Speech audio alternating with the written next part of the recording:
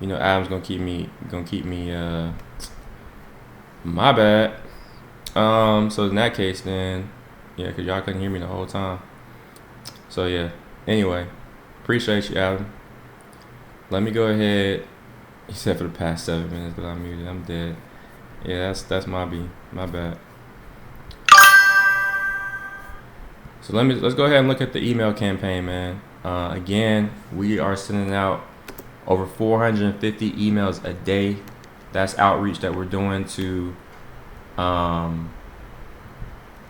prospects, right? To these lawyers, doctors, all these people that we want to do business with. So, over 450 emails a day across 15 inboxes. That's a lot of outreach every single day.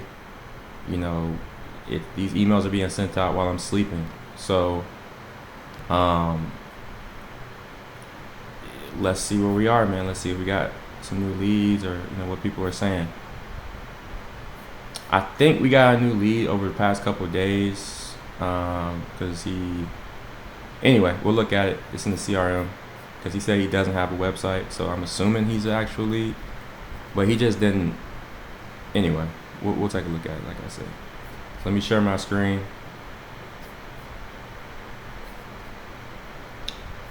And let's see where we stand, man. So we're in instantly. We got 4 notifications. Where we at? Indian guy went.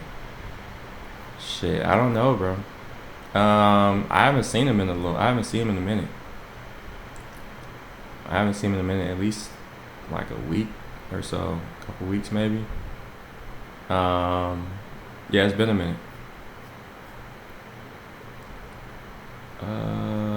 Okay, so this is an automated message, this automated reply.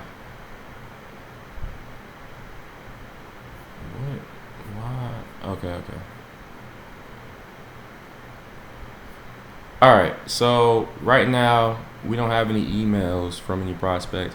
That doesn't mean we don't have any new leads, right? Just so the CRM is going to say whether we have any new leads or not. I just checked the inbox to see if somebody responded or whatever. Somebody sent me an email. Let's look at our campaign. So our campaign, this is how it's performing. We've sent out 11,400 emails in the past month, 53% open rate, which is better than average. Yeah, it's been running for a month, man. It's been running for a month. So we've sent out, it's almost exactly a month. I think on the 7th will be a full month. So in 3 days, we've sent out over 11,400 emails. 53% open rate. This is better than industry average. A 1% click-through rate, which I think is basically about average for the industry. We have had opportunity. We had one opportunity, but it didn't go through because he said our pricing was too high. So yeah, we got, in terms of people that were interested, we've only had, looks like 2 so far, and one of them did not go through. He said our pricing was too high for it because he was a new law firm, which I don't really get that, but that's what he said. So yeah, that's kind of where we were with that. That's why that one didn't go through. And I have one guy who I'm gonna follow up with in a couple, like right now in a second. But yeah, bro, it's been crazy. This has been crazy. Like I was saying the other day, just like everybody, like I did a lot of research through ChatGPT. ChatGPT said we were going to have 60 leads by now, and we've had 2. So yeah, so that's why we're about to run the ad campaign. That's why I was telling you we're about to run the ad campaign, because this campaign, cold email campaign, did not go the way we expected it to go. Like, to say the least, like it's shit. Like, it didn't do good at all. Now I will say, there's a lot of leads that we still have to reach out to. Like we're only like a fifth of the way through the campaign, if that. I don't know if we're that far. So it's still a lot of emails that are left to be sent. But still, this is way too many emails for us to only have 2 leads. So it doesn't matter that we have a lot more to send. How much I spend for the email campaign? Total? Let's see. This is $100, this platform, and it's been, a month with that. So $100, 3, 4,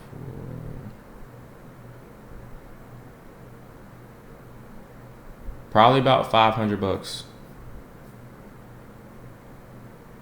Probably about $500. This is $100. What I've paid my lead list builder, right? One of the contractors over in India, a couple $100. And a couple $100, and then a couple $100 or another couple $100 for something else. I can't think of it right now. But about $500. And the ad campaign is going to be obviously more expensive than that. But yeah. But these stats right here suggest that it should have performed better, right? A 53% open rate is way better than industry average, right?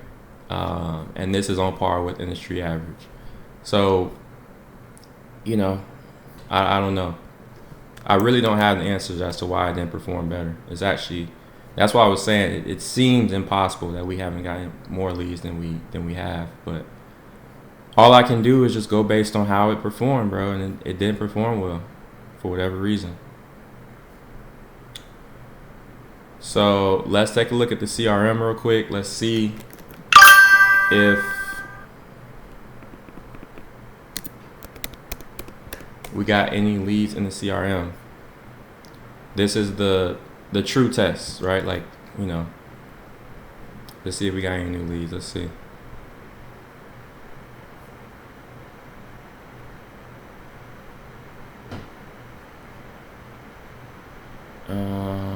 Right now, it doesn't look like it.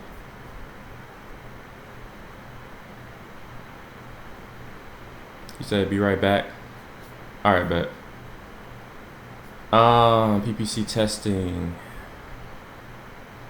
Okay, so one of my contractors, he's testing the Google Ads campaign that we're about to start. Instagram growth server.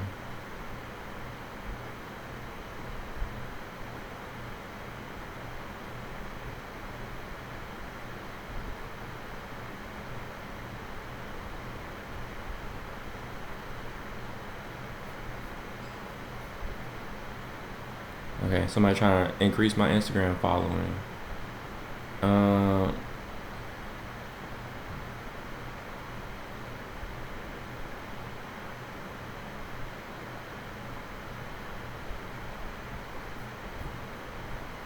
So my guy right here, Chris Stott, I believe this is an actual lead.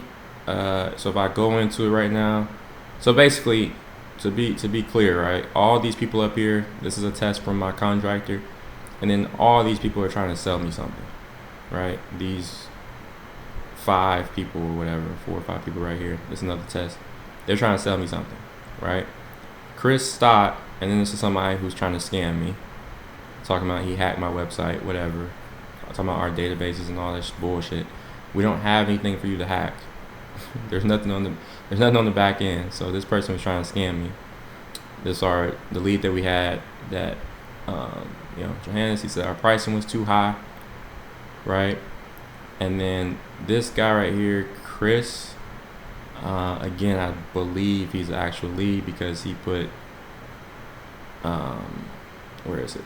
havenotanyWebsite.com, right? So he's letting me know that he doesn't have a website.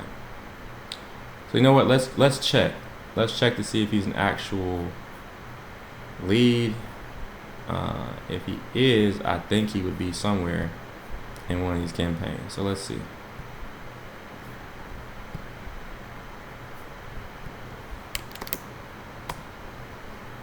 He may or may not be. I don't know. Let's see.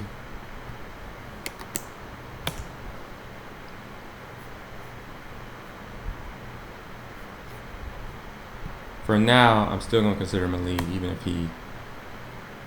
Yeah, so it doesn't matter. Let's reach out to him. I don't know exactly what to say, so I'm going to use ChatGPT.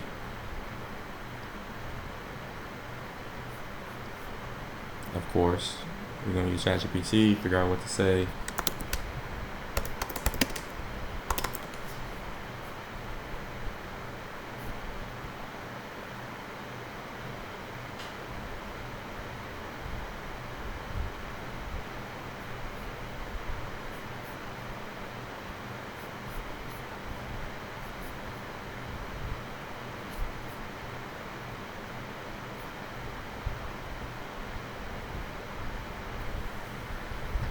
All right.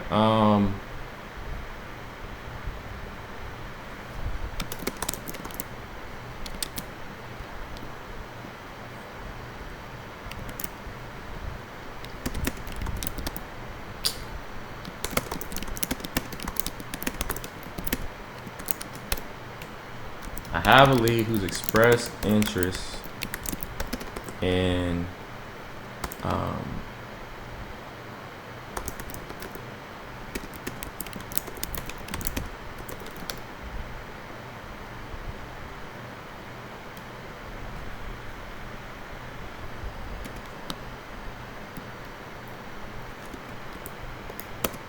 by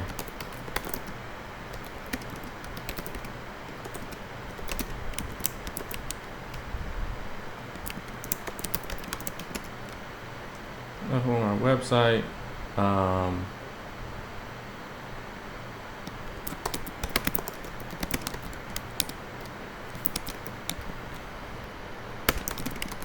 What should I say via email? I don't know.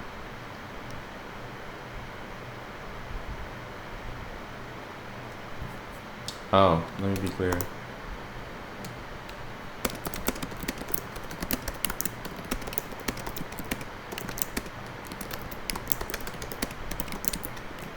Doesn't have a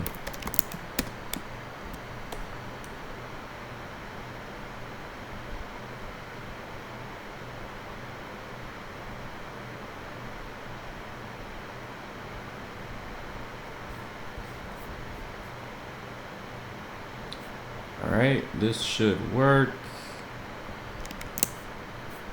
And we'll draft this from my email.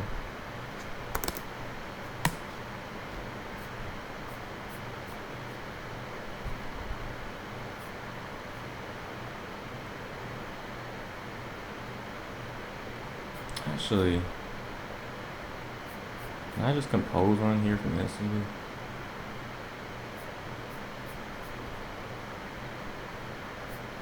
No. I mean, I can, I think.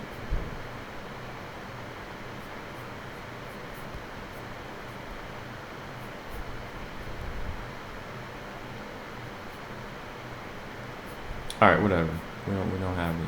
We're not gonna waste any time. So let's go out. Let's just go ahead and send it this way. Hi, Chris.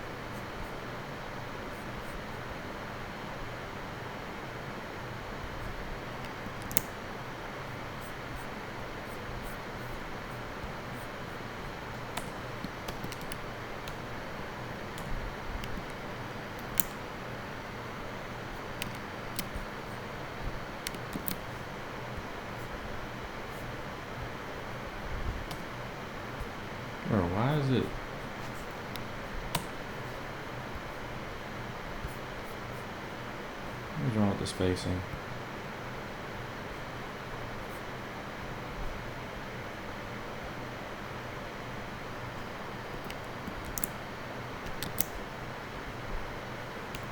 Alright, so let's just do this then. This.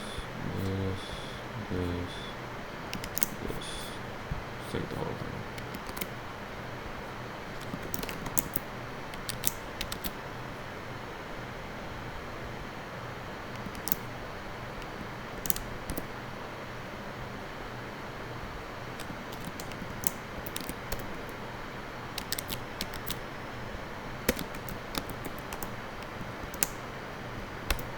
Why is it doing that?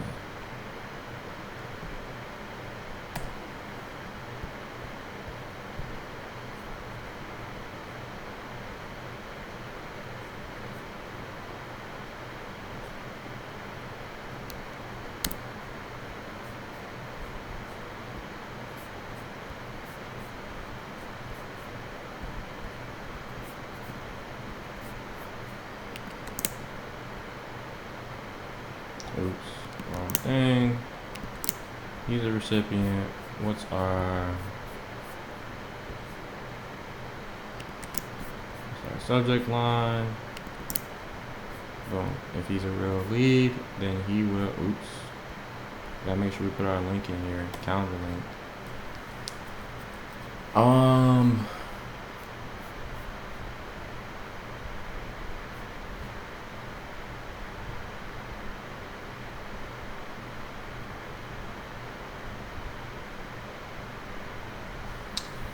Didn't we have?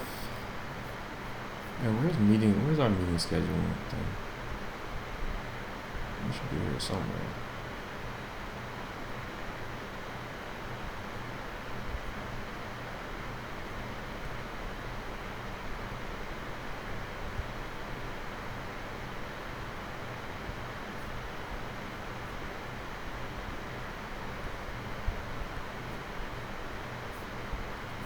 He's not it.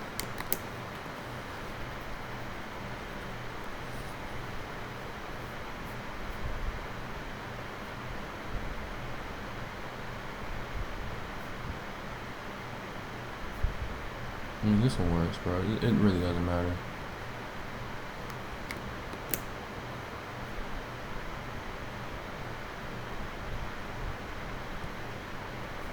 We won't let him know it's a HubSpot link because he doesn't even know that. So let's go to this, let's change this.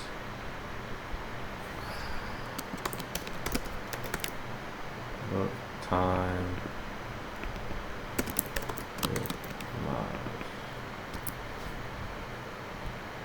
Right.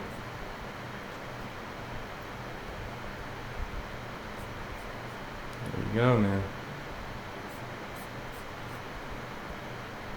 So we will see how that. We'll hear back from him.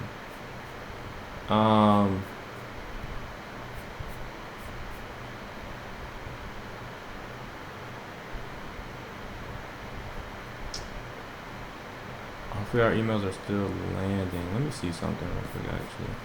Let me go back to our campaigns. Where's the analytics? Let's see month to date. Or can I do last 24 hours custom? I'm gonna say in the last, I did that on Saturday. 2 to the 4th, apply that.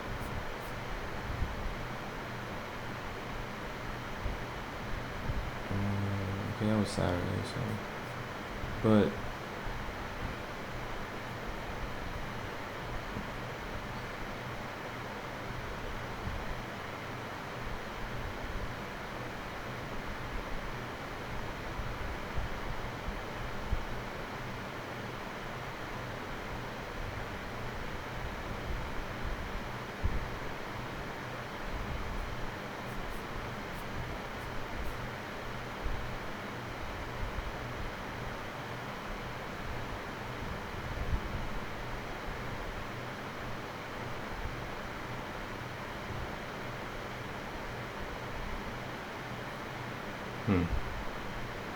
okay, so when we look at since Saturday, we have sent, actually I should have did Sunday. For Saturday, matter of fact, yeah, let's do that. Let's do custom the 3rd through the 4th.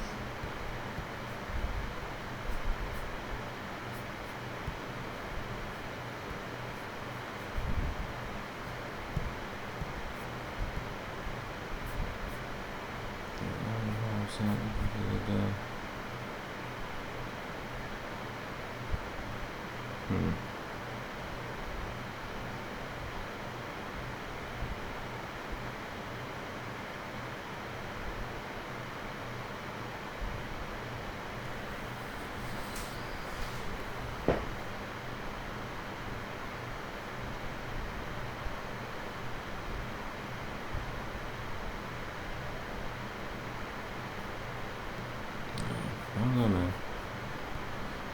Just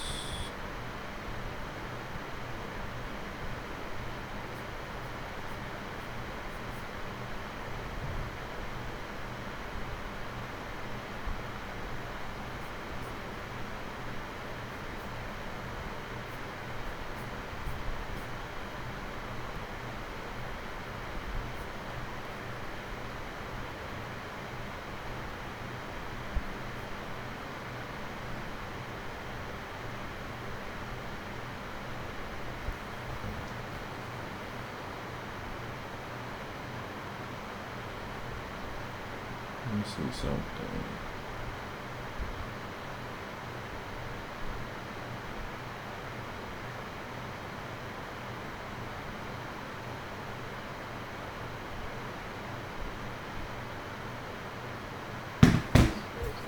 Let's take a look at what we need to do for our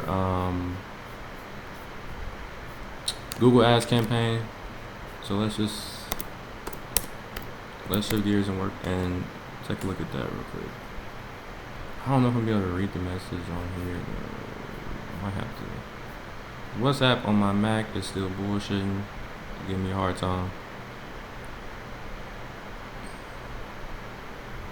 Yeah, it's still some bullshit. So, yeah. Okay.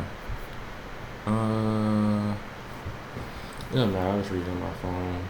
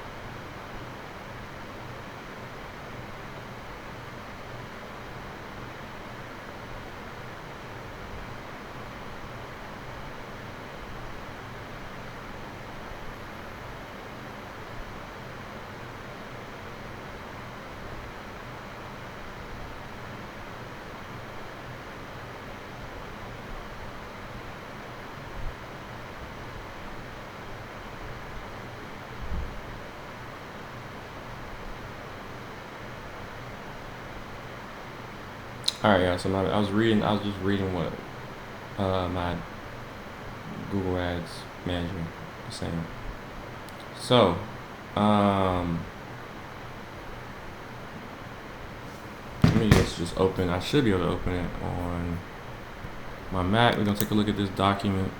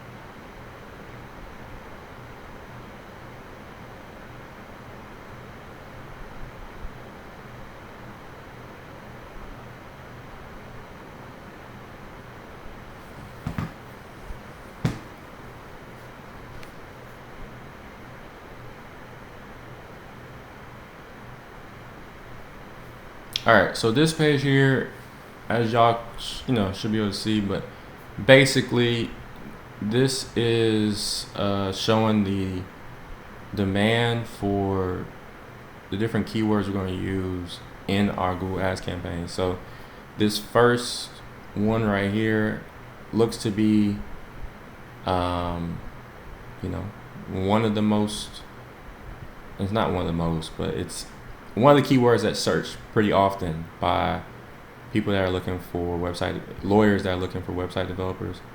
So this basically he wanted to show me some of the data, right? As to why we decided to use some of the keywords that we're using.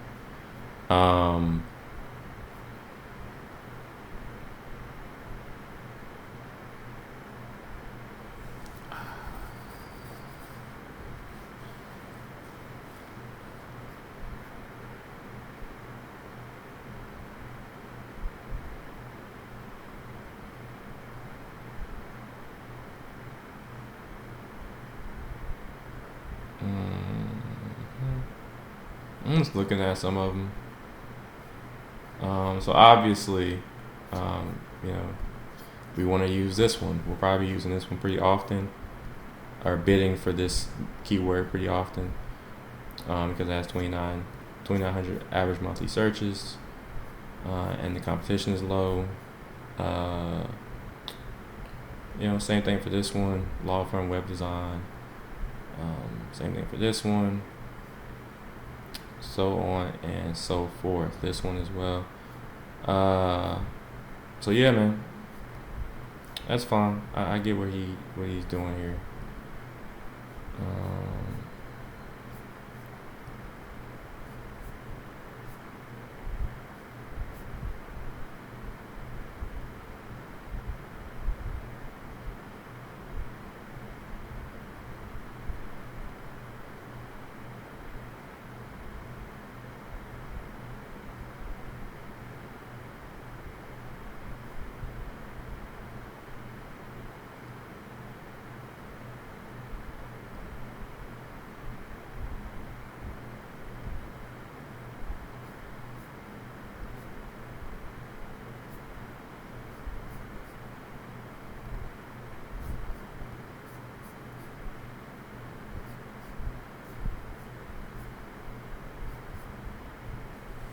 Again, these are some of the keywords for our Google Ads campaign.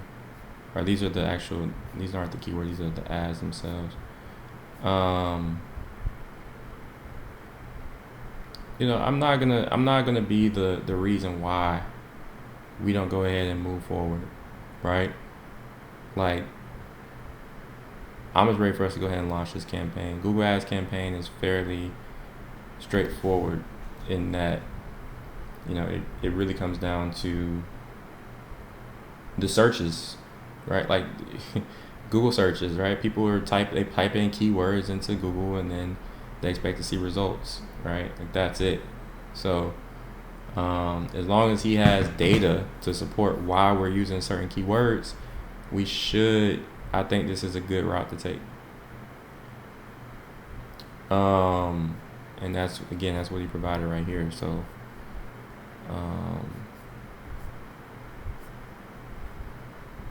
yeah, but the final URL, we do have obviously this URL right here. Oops.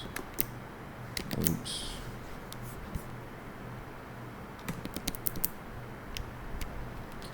now of course we're gonna have a hard time typing it in, but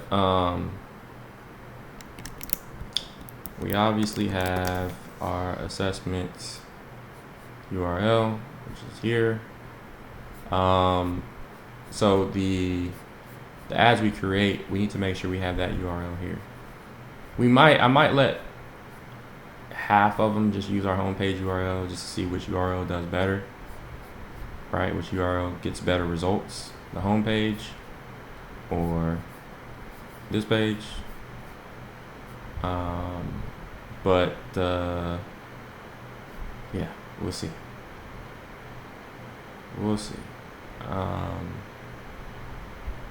But yeah, man, I don't have really much pushback after this. Just like I told y'all on Saturday, my thing is let's get this thing rolling. Let's get this thing rolling, and then we'll make changes or improvements as we see fit. Right? Like we're not gonna optimize before we even know that we need to optimize. Before we even know that we need to optimize, like there, you know what I'm saying? We can't. We're not gonna create problems that don't exist, right? I could sit here all day, literally all day, and nitpick on the keywords that we're using, the ads and the descriptions that we're using in the ad. Come on, bro. Like I can do that all day. Just run the fucking campaign. Let's see how it performs. That's how I look at it right now. Just launch it, right? Just send it, and then let's see how it performs. If it's not performing well, then we make the necessary adjustments. If it is performing well, then good on us. You see what I'm saying? So I'm not gonna have too much more pushback for my campaign manager, and basically just tell them, other than changing this URL to this, right? I don't see too many issues with what he's put together. And then we're gonna see how it goes.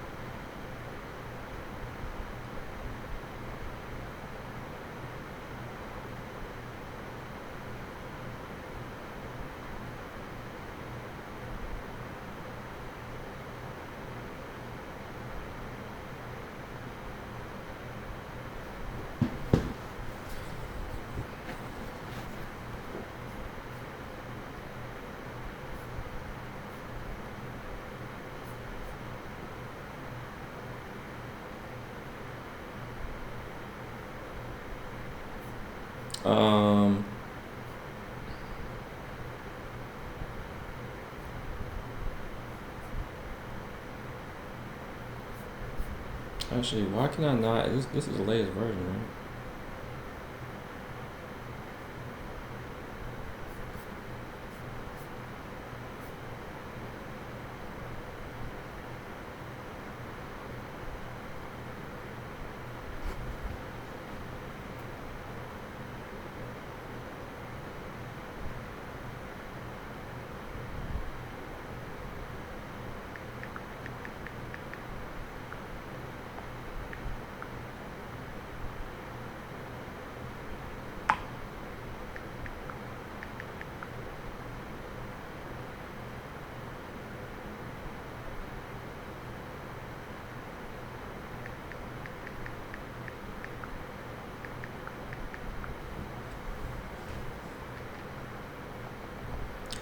I'm letting him know now the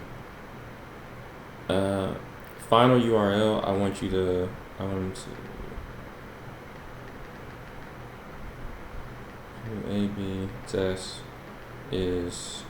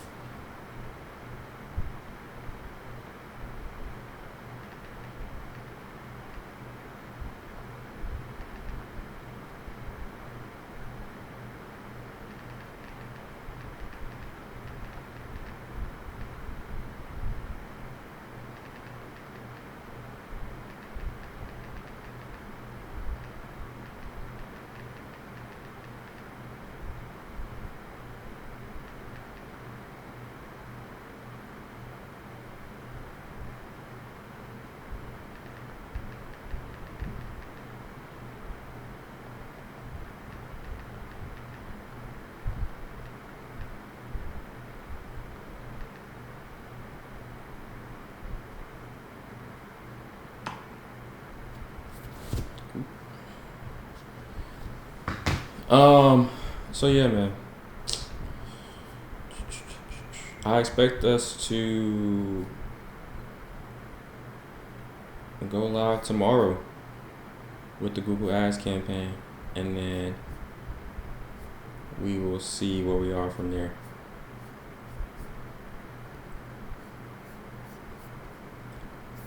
Yeah. So these are our keywords, right? And these are our ads.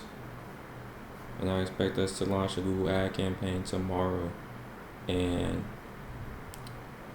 we'll see how it goes.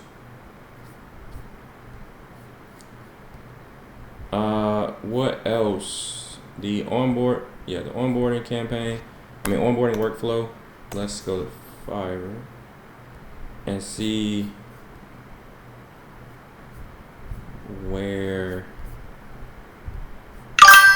we are with that. So hold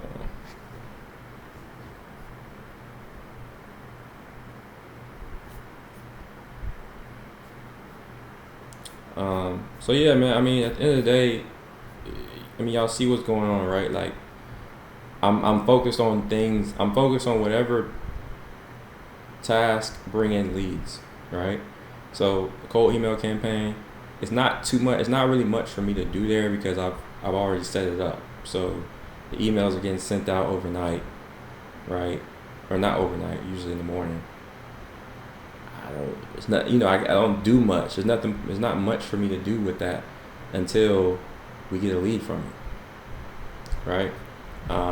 So that's kind of, but again, that's one of the most important things, right? Is that we're doing whatever we need to do to generate leads, right? And that's one of them. And then the ad campaign that we're about to launch, right? I'm more optimistic about that, but kind of the same thing, right? Like once we get those requests in for our lead magnet, which is the site assessment, then obviously, I'll generate the site assessment, I'll create that, and then send it out to them, and we'll start that sales pipeline. So that's what we're doing here. And then the last thing, which is what I'm looking at right now, our onboarding workflow. So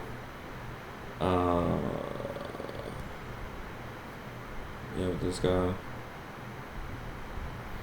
our onboarding workflow, again, this is a link it's a link that we're going to be sending them. It's basically like levate.com/onboarding whatever, and it's going to be a series of web pages that collects all the information we need from that from the client for us to start working on their site. All right. So this is for clients, what I'm working on right here. This guy. So this guy is the guy this is my designer who's designing this onboarding workflow for me, and he was saying he wanted to have a meeting with me or whatever, and he just started irritating me. So I was just like, bro, like, I don't have time to talk about a project that should already be done. Like, what I'm asking him to do is simple, bro. Like, you're designing 5 web pages.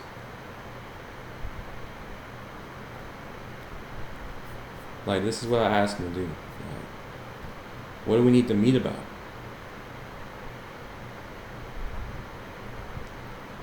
Right? If it ever loads. You design these 5 web pages right here. He's talking about we need to meet. No, we don't. No, we really don't. So anyway, this is what I'm talking about visually. So you can see this is our onboarding workflow. So this is the welcome page. This is what it's going to look like.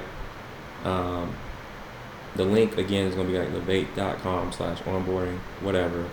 They'll see this page, then they'll click get started. Then this is our intake form, so they gotta complete all the information here. Give us some website inspiration, right? Basically give us some examples of websites they like.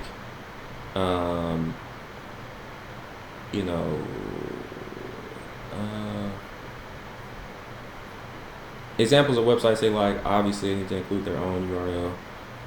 If they have an existing website, they gotta upload their logo, colors, fonts, all that kind of stuff. Okay. Then we take them. They sign the contract, right? They review it, sign and date it. Then they complete the invoice, right? Um,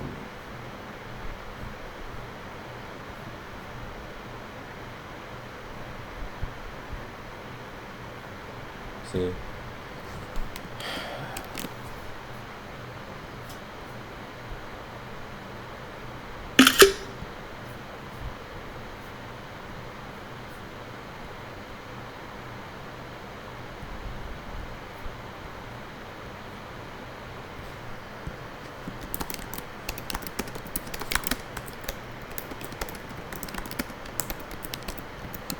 Where's the button to move forward? So after they complete the invoice, we're supposed to have a button here where they can move forward to book their kickoff call.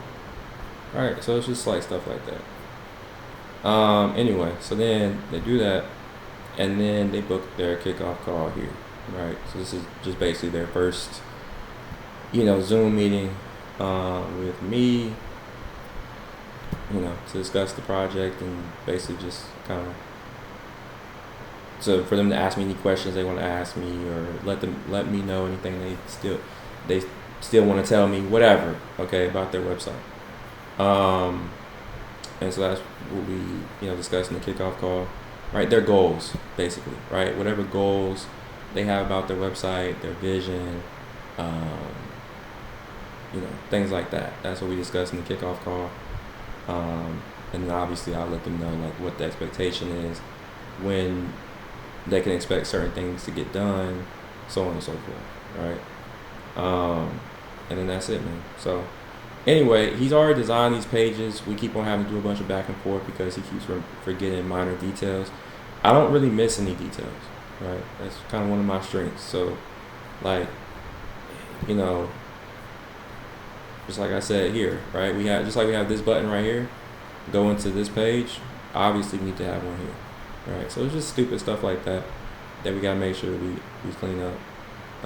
We can't have those type of mistakes. Because then what happens is, anyway, it's again simple. So then please provide a few examples of sites you like.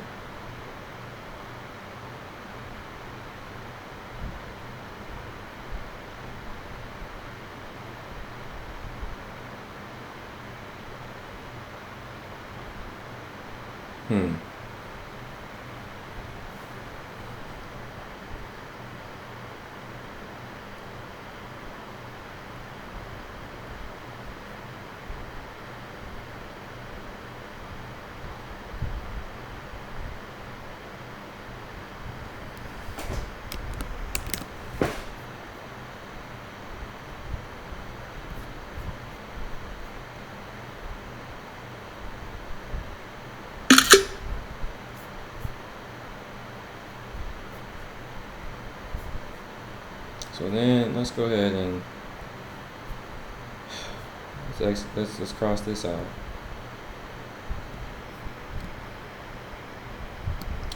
After we do this, I think we're good on this though. So we should be able to move forward after I send him this right here. Everything else looks pretty good.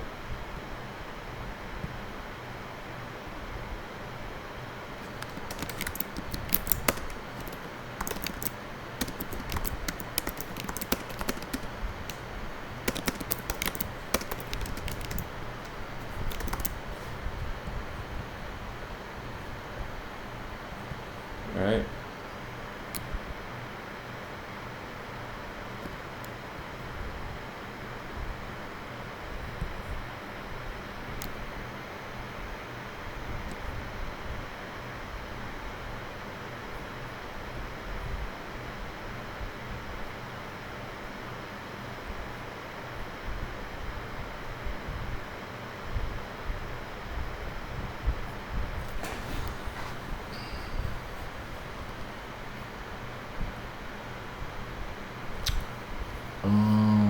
That's it though. yeah, man, that's kind of where we are. I'll send him these. Let me look at it one more time because hopefully I don't need to. I'm just gonna skim through it one more time. So onboarding page is cool. This page is cool.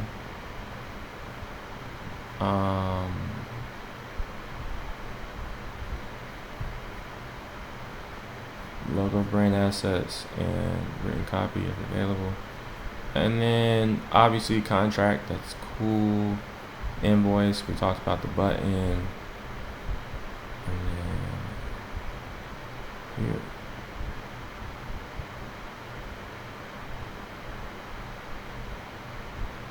Right.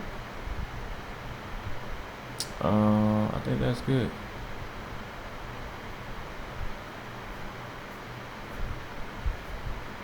I think that's good.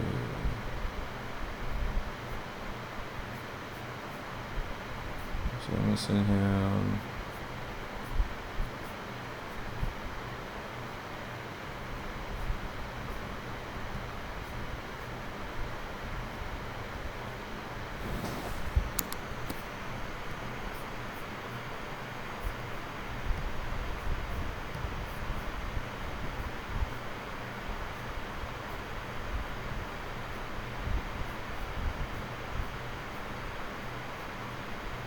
So again, this onboarding workflow, it just makes us look more professional. Honestly, I mean that's what it's about. I've had, clients in the past where, we send all of these things, right? All the stuff that's in these 5 web pages, we send the client all these things separately, right? So, you can imagine getting 5 different links and stuff, and it's like you're asking the client, you're making the client do a bunch of work or whatever, just for them to become a client. Whereas when we send them one link for them to fill out all this stuff one time, it doesn't feel like they're doing a lot, but they are, right? They're doing everything we need them to do one time, right? So it makes us look more professional. That's the point. So once these changes are made, we should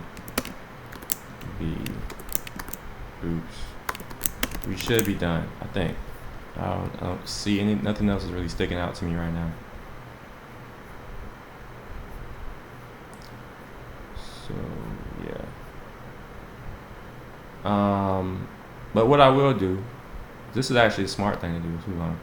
So what I'm gonna do is I'm actually gonna get ahead of this a little bit. So I'm basically gonna prevent any type of. Let me make sure I get this in. I'm basically gonna prevent any type of miscommunication.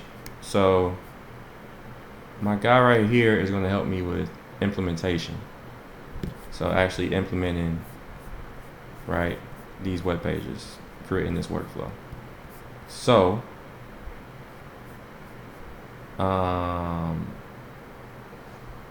send him this link. Say, hi Marco.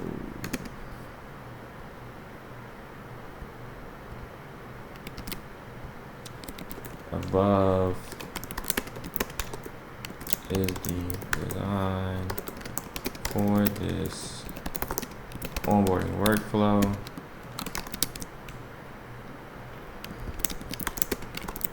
Let me know if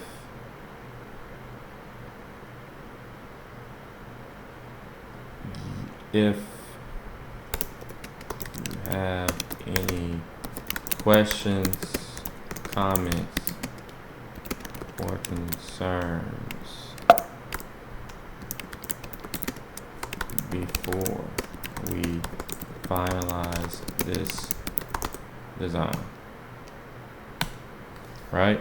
So by doing that, I won't have any surprises from Marco, which he seems to just get shit done. That's what I like about him. So I don't think we're gonna have any surprises we won't have any surprises when I talk to Marco. He'll be like, okay, yeah, I already checked the design. I'm ready to go. You get what I'm saying? Because if I were to send it to him, he has issues with it. It could end up prolonging this process and getting this project done. I probably just save myself a good week just from sending that simple message to make sure that he's good with this design.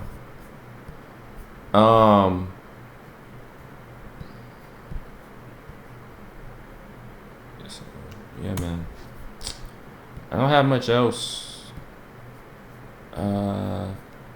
right now, and that's because I'm right now waiting on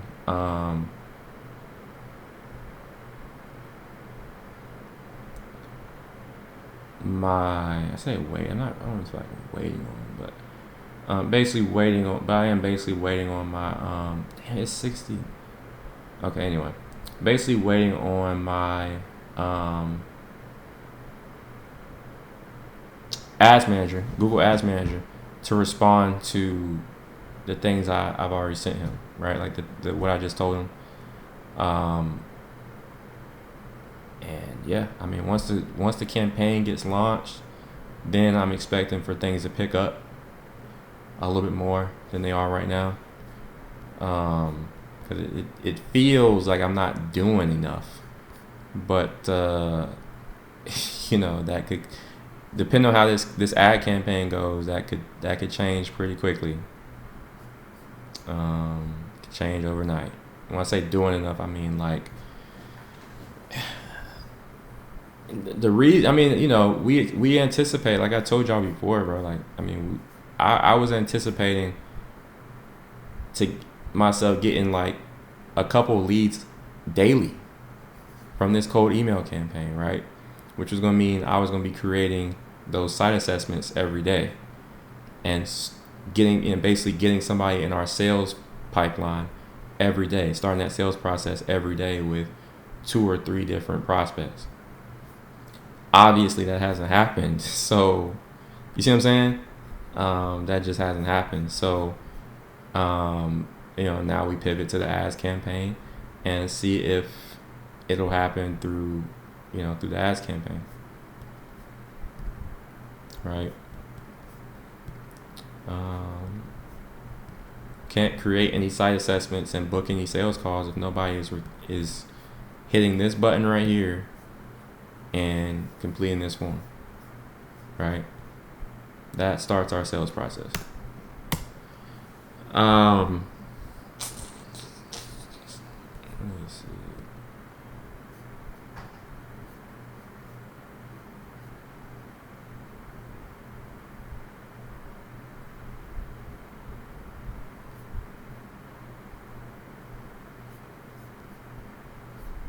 I'm trying to think of what else I can do.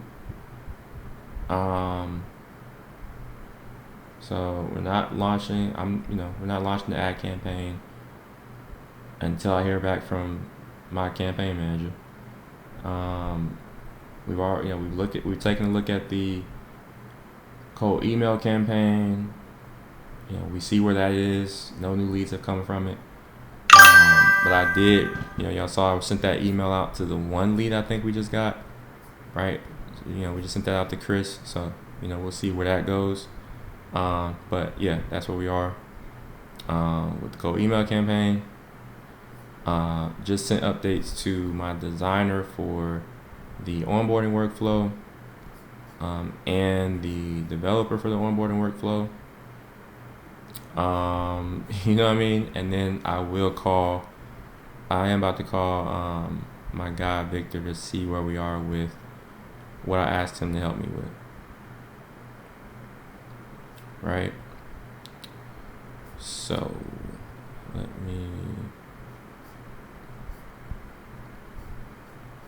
I'm gonna do something too. I'm gonna help Victor. I need to reconnect with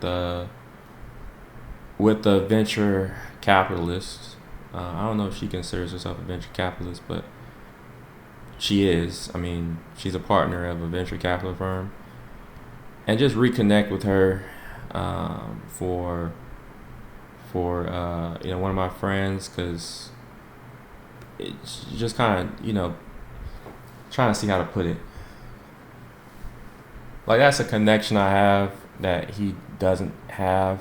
So, I may need to introduce the two of them at some point. Because if he can be introduced to her, that should help him tremendously, right? She's got the capital, she's got the resources.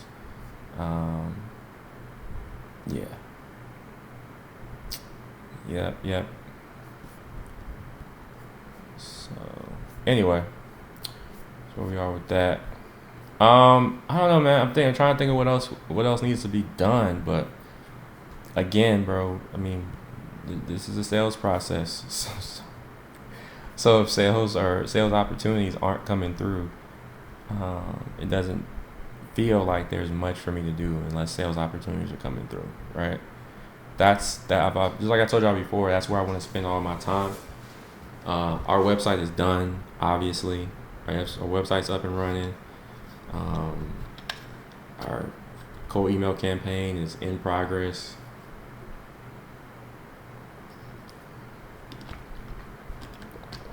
Our ad campaign is about to be launched.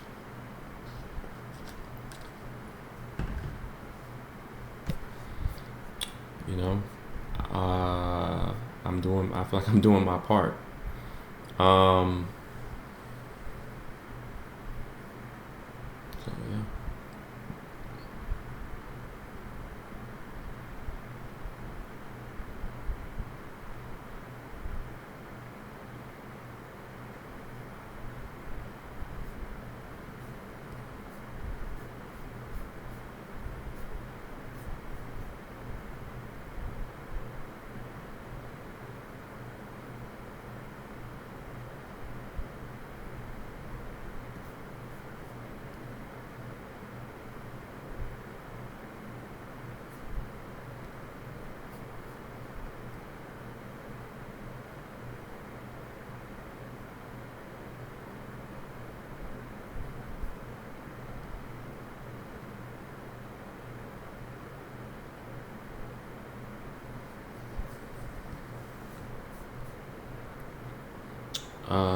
What else? I mean, we could start getting shit moving on a logo. We already have a logo. Like, this is our text logo. We need what's a text logo? I think we need like a symbol, whatever you want to call it, a symbolized logo. I don't know what you really call it, but I got somebody for that. They've been creating logos for me for a long time, bro. Really, really long time. So, yeah, I think that they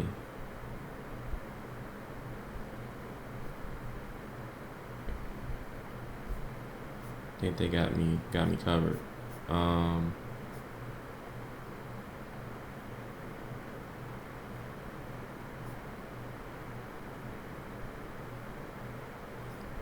I don't know.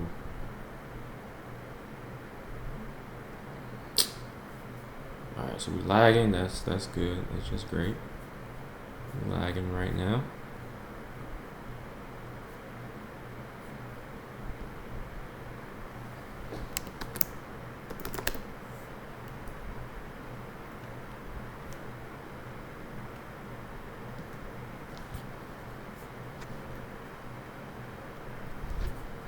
All right, I don't know. Let me see.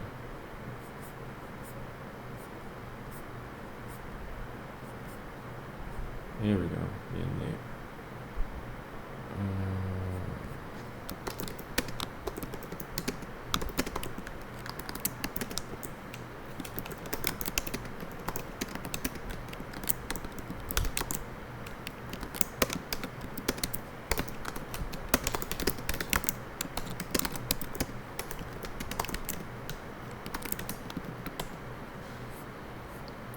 See if we can get this new symbolized logo.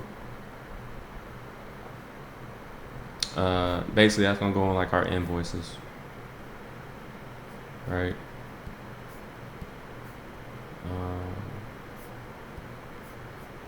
And I mean, he's I don't know what he's gonna charge me, but okay, last time it was 20, for what, probably $20 again or whatever.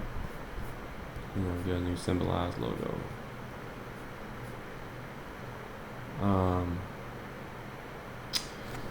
Trying to think of what else.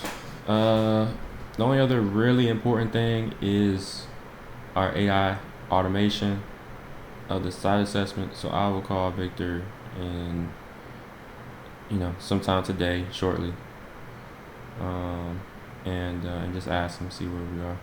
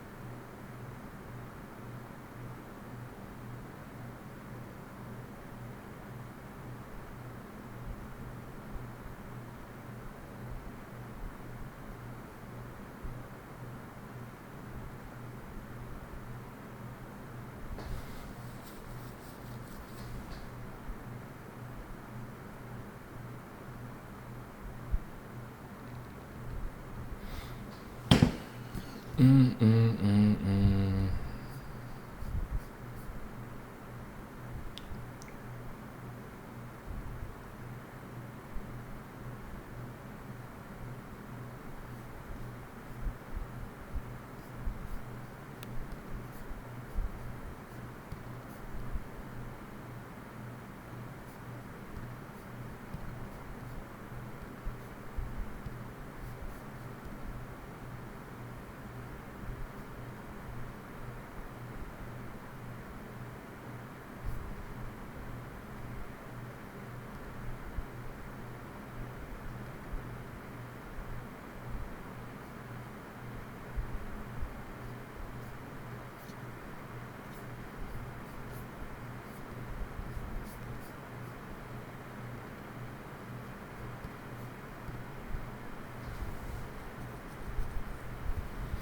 All right, now I feel like I'm being like repetitive with the shit I'm doing.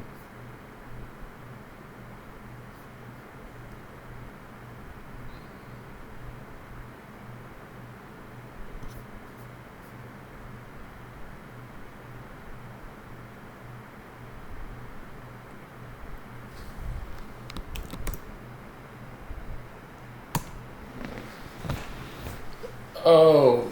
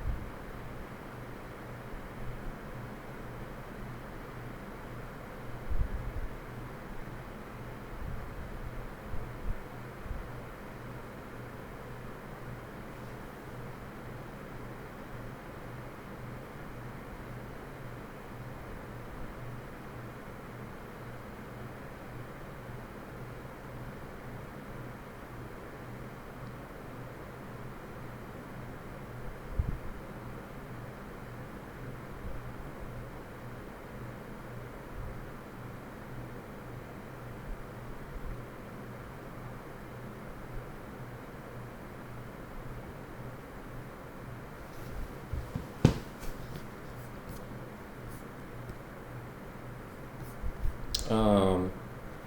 So yeah, man. I don't know.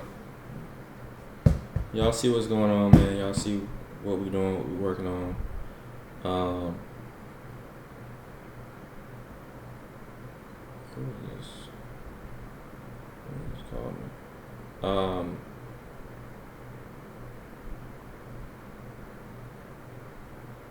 That's all we can do, man.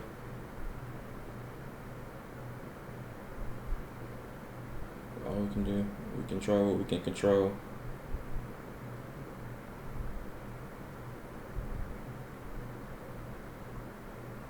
We control what we can, and we don't worry about what we can't control. We can't control. We can't control.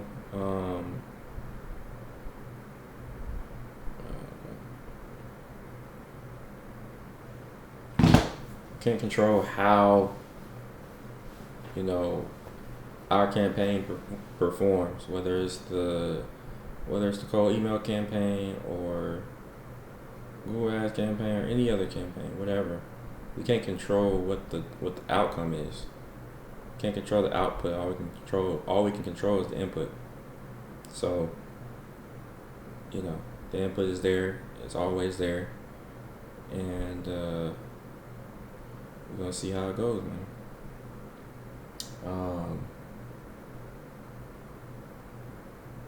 But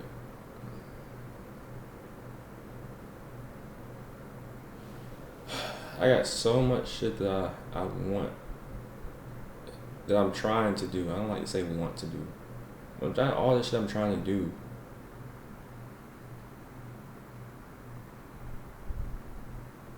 And I feel like this is the start to it. This is what what I feel like will open those doors. Right? I'm trying to do it kind of one thing at a time. Like, you know, we get this done, we achieve this, or we hit this milestone with this business, so that it'll open up the doors for what we want to do after that. You know what I mean? Like this, we're not doing this right here. What you see on my screen, we're not doing this to think it's going to be like this huge business.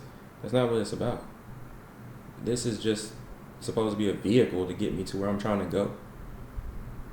And when I've been putting in the work and doing the things I need to do to hit my milestones, it's like, man, it's like, and it's not happening. That's that's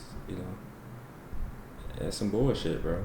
Because it's just like, damn, I continue to do what I'm supposed to do. I need the results to be reflective of that. I need the results to reflect that, reflect the input.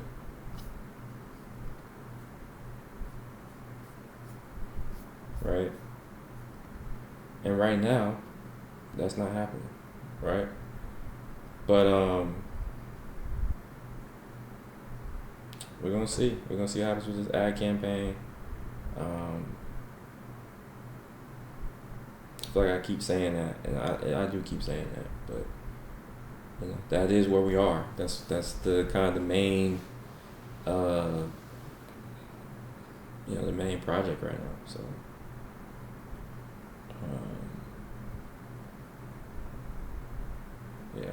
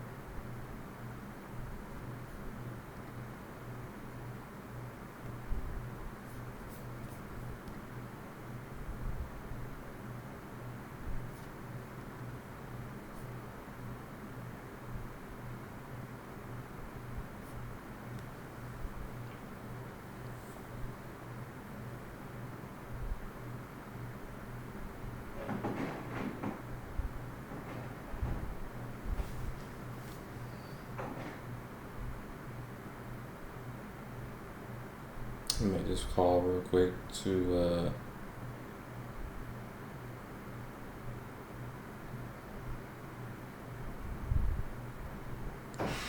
case manager.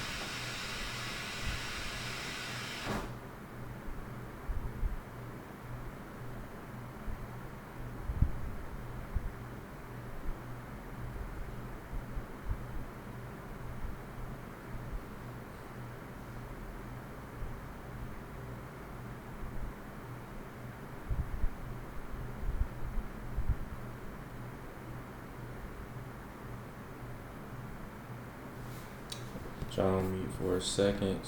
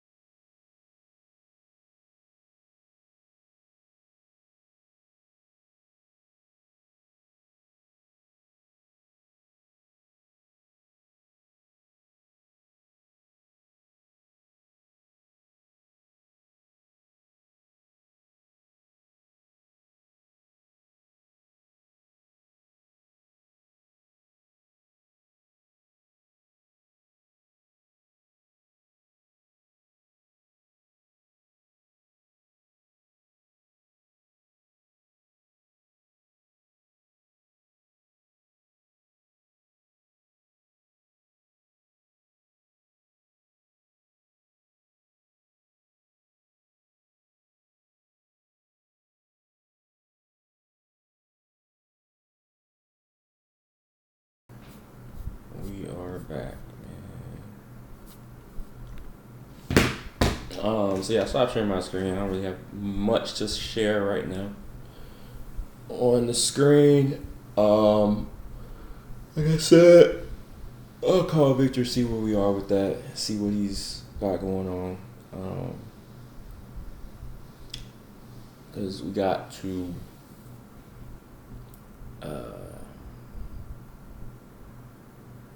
we gotta get right, man.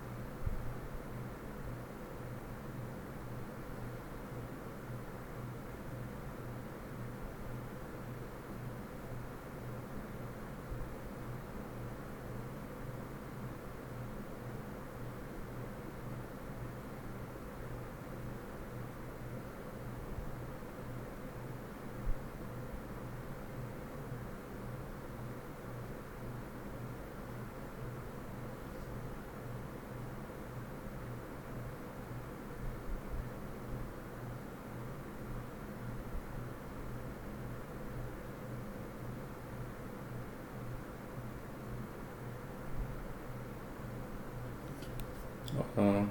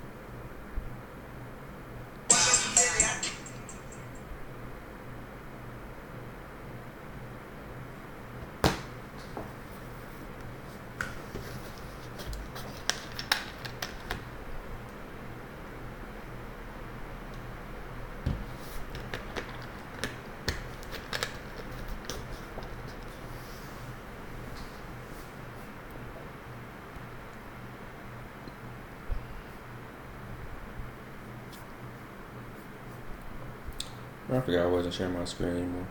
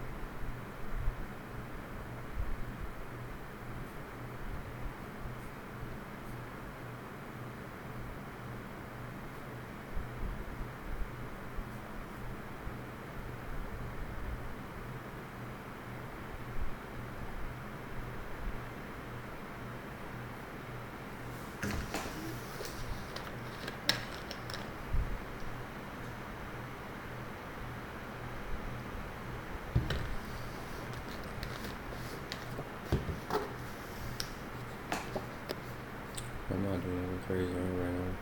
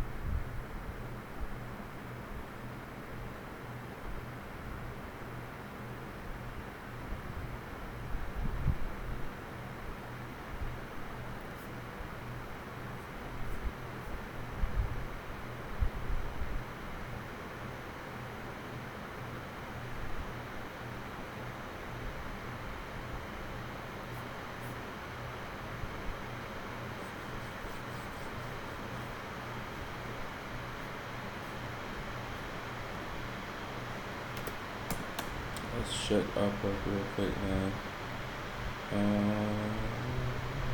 Swift. Envy.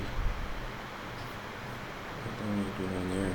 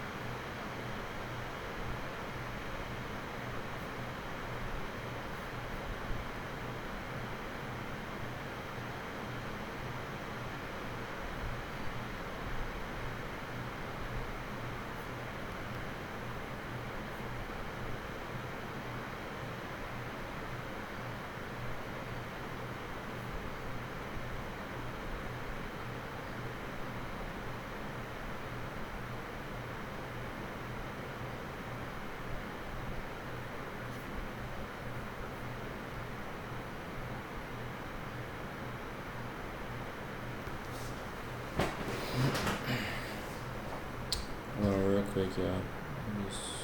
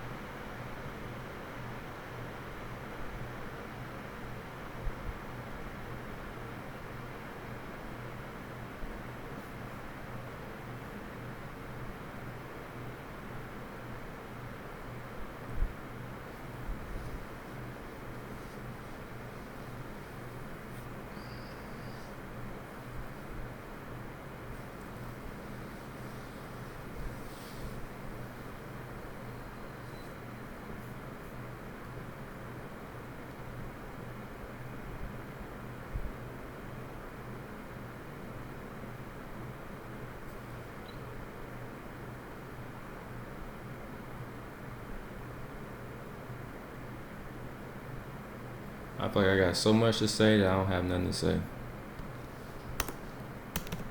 Or I guess I just say I got so much to say that I don't know what to say.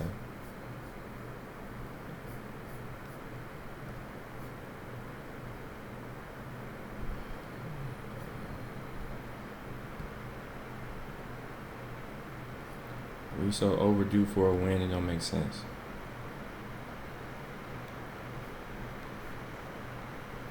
We so overdue for a win, it don't make sense, bro. It really don't.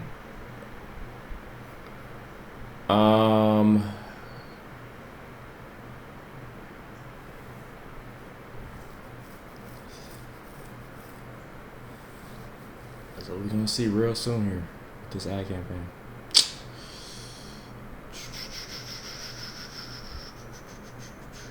Think I'm about to pick up, or I say pick up, get training lessons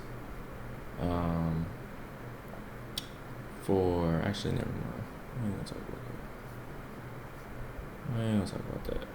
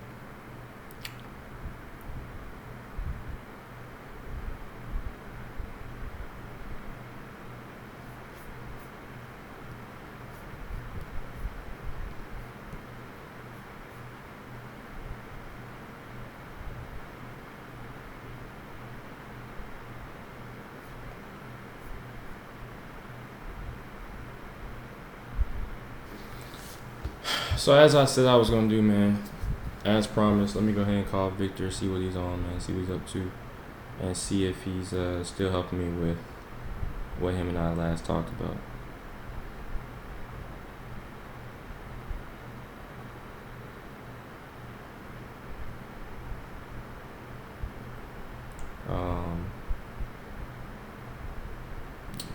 Just take things from there, man.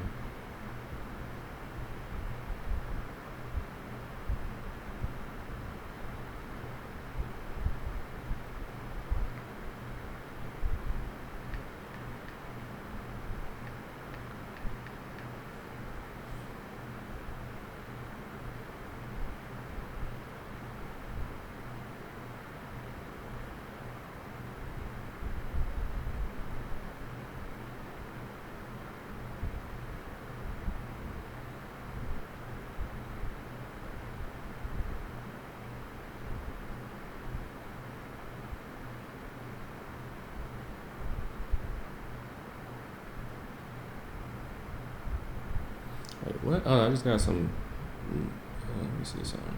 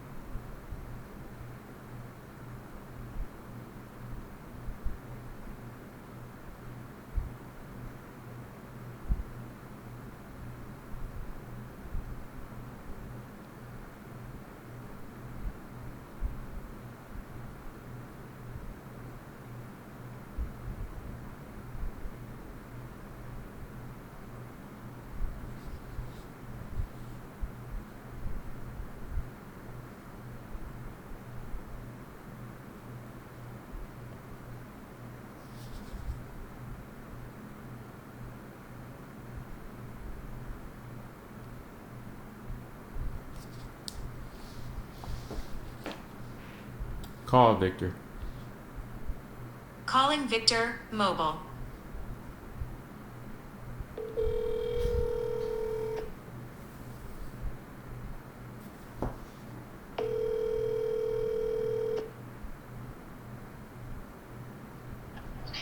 Oh, what's up, man? Yo, Victor, what's going on, man? Good, how are you? Doing good, doing good. What you got going on? Uh, it's been a interesting day, so but all good. You said interesting day. Why is that? Alright? You said it's been an Yeah, interesting. Yeah, it's interesting. I had a meeting with someone, but we were pushed up, so that's why I said interesting. Oh, okay. Cool.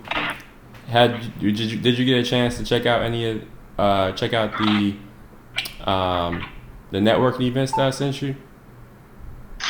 Or Yeah, I just didn't see any VC there. There wasn't any name, something that it felt like just an event. So I couldn't really tally to what type of investors would be there. I didn't want to pitch up in Atlanta, and especially the one for the physical one. I didn't want to pitch up way in Atlanta when I don't know who is going to be there or what type of investors will be there, which is like the key to going there. yeah, I mean it's always good to network though. I get what you mean though, but I mean it's always good to network too because it's like I think the thing with like kind of where you are now, because I don't know if we really talked about this too much, bro, but kind of where you are now, not so much with the product, obviously two very different products, but from a seeking venture capital for what you're doing, um, you know you're kind of where I was like 3 years ago, 3 4 years ago, um, and it's hard, man. I know you're already experiencing that now, and obviously I'm in your corner and trying to do whatever I can do to help. But I know how hard it is to raise venture capital. It's not easy. It's probably, and I think you probably already starting to see this, but it's probably, maybe just as difficult as building the product itself. So I would just encourage you, man, to just continue to network as much as you can, like you've been doing, and going to as many events as you can, because it, you never know who you're gonna meet or who that person knows. You know what I mean? Right, right, Um, right. Absolutely, absolutely. but I know it's because I know you got a great product, and I know obviously, you're passionate about your product, as you should be. But it's just like, you like when it comes to raising capital, it's a very long, drawn out, complicated process. It feels like it should be straightforward because you built this great product, so you feel like everybody should be just like running to invest in it. And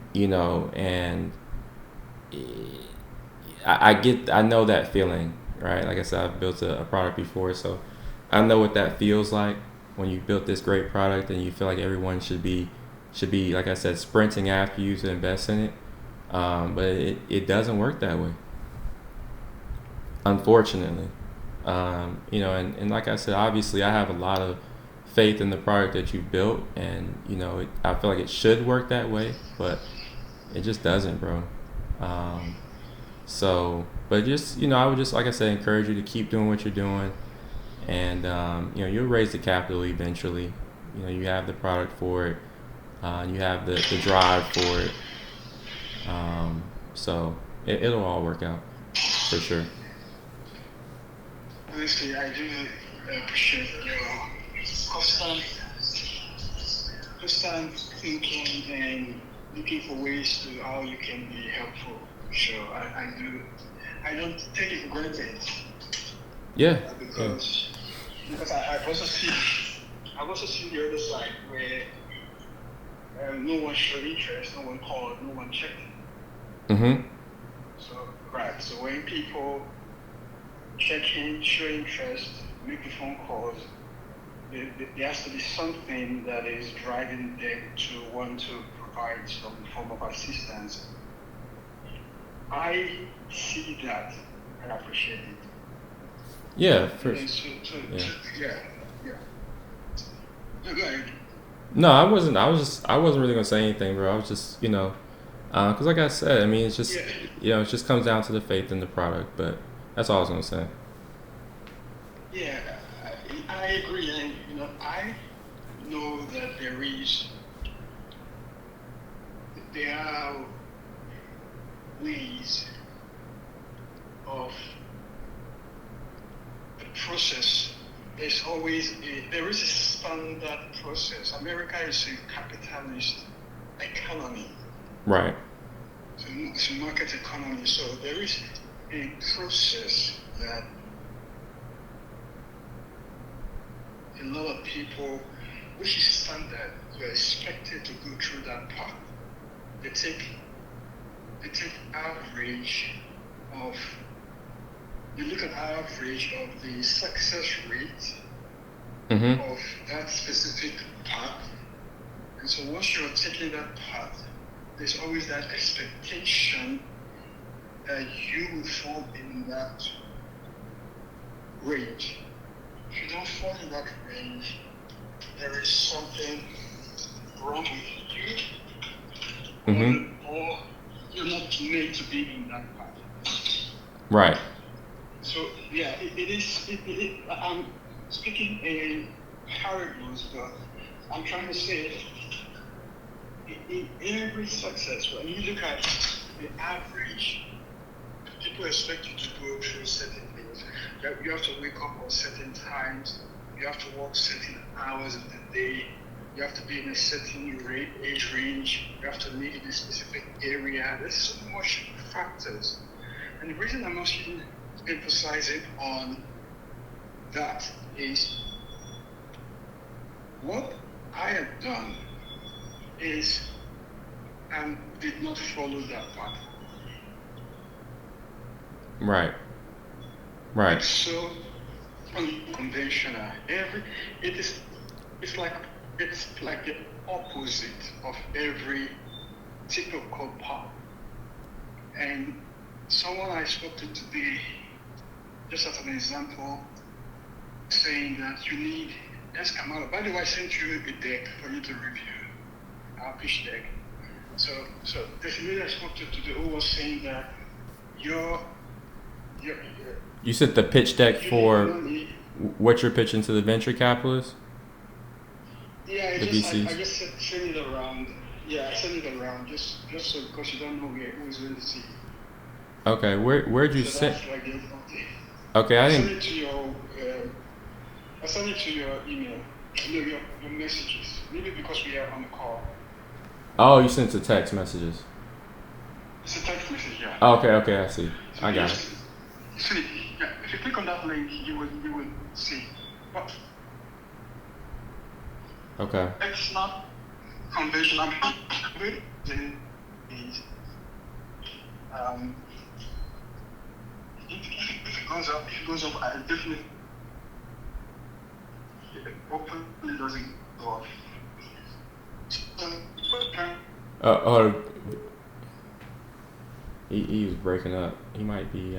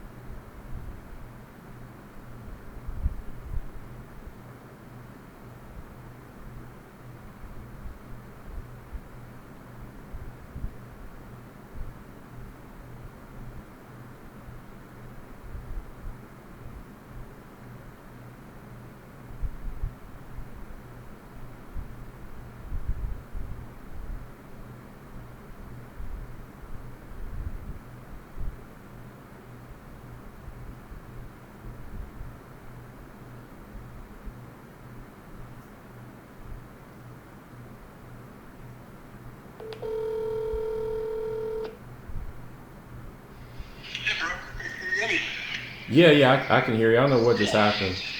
No, no, I went on the lift because I was trying to take a walk so I can get some fresh vitamin.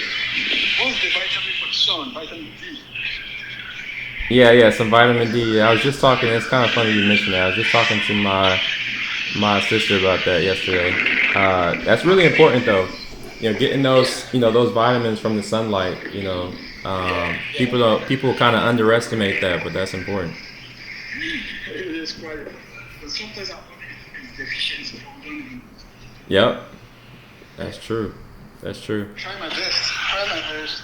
So like Brad, I was saying, that this is not meant to be super proud or anything. I I I understand the magnitude of the product that I built. Right. Initially, I knew the end. I knew the end. I didn't know. I didn't know how we're going to get to the end. So About to use the now that restroom. I'll be right back. living life in multiple dimensions, just to even move from different cities, living the life to get to that end. I'm now understanding the magnitude of the end.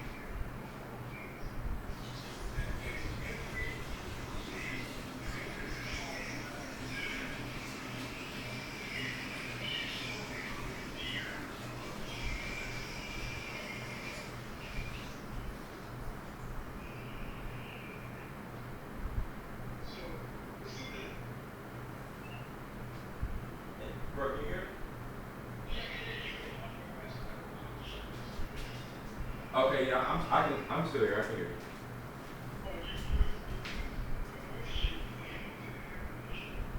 you. Yeah, I'm moving around a little bit. I can hear you. I'm in a yeah, I'm at better though.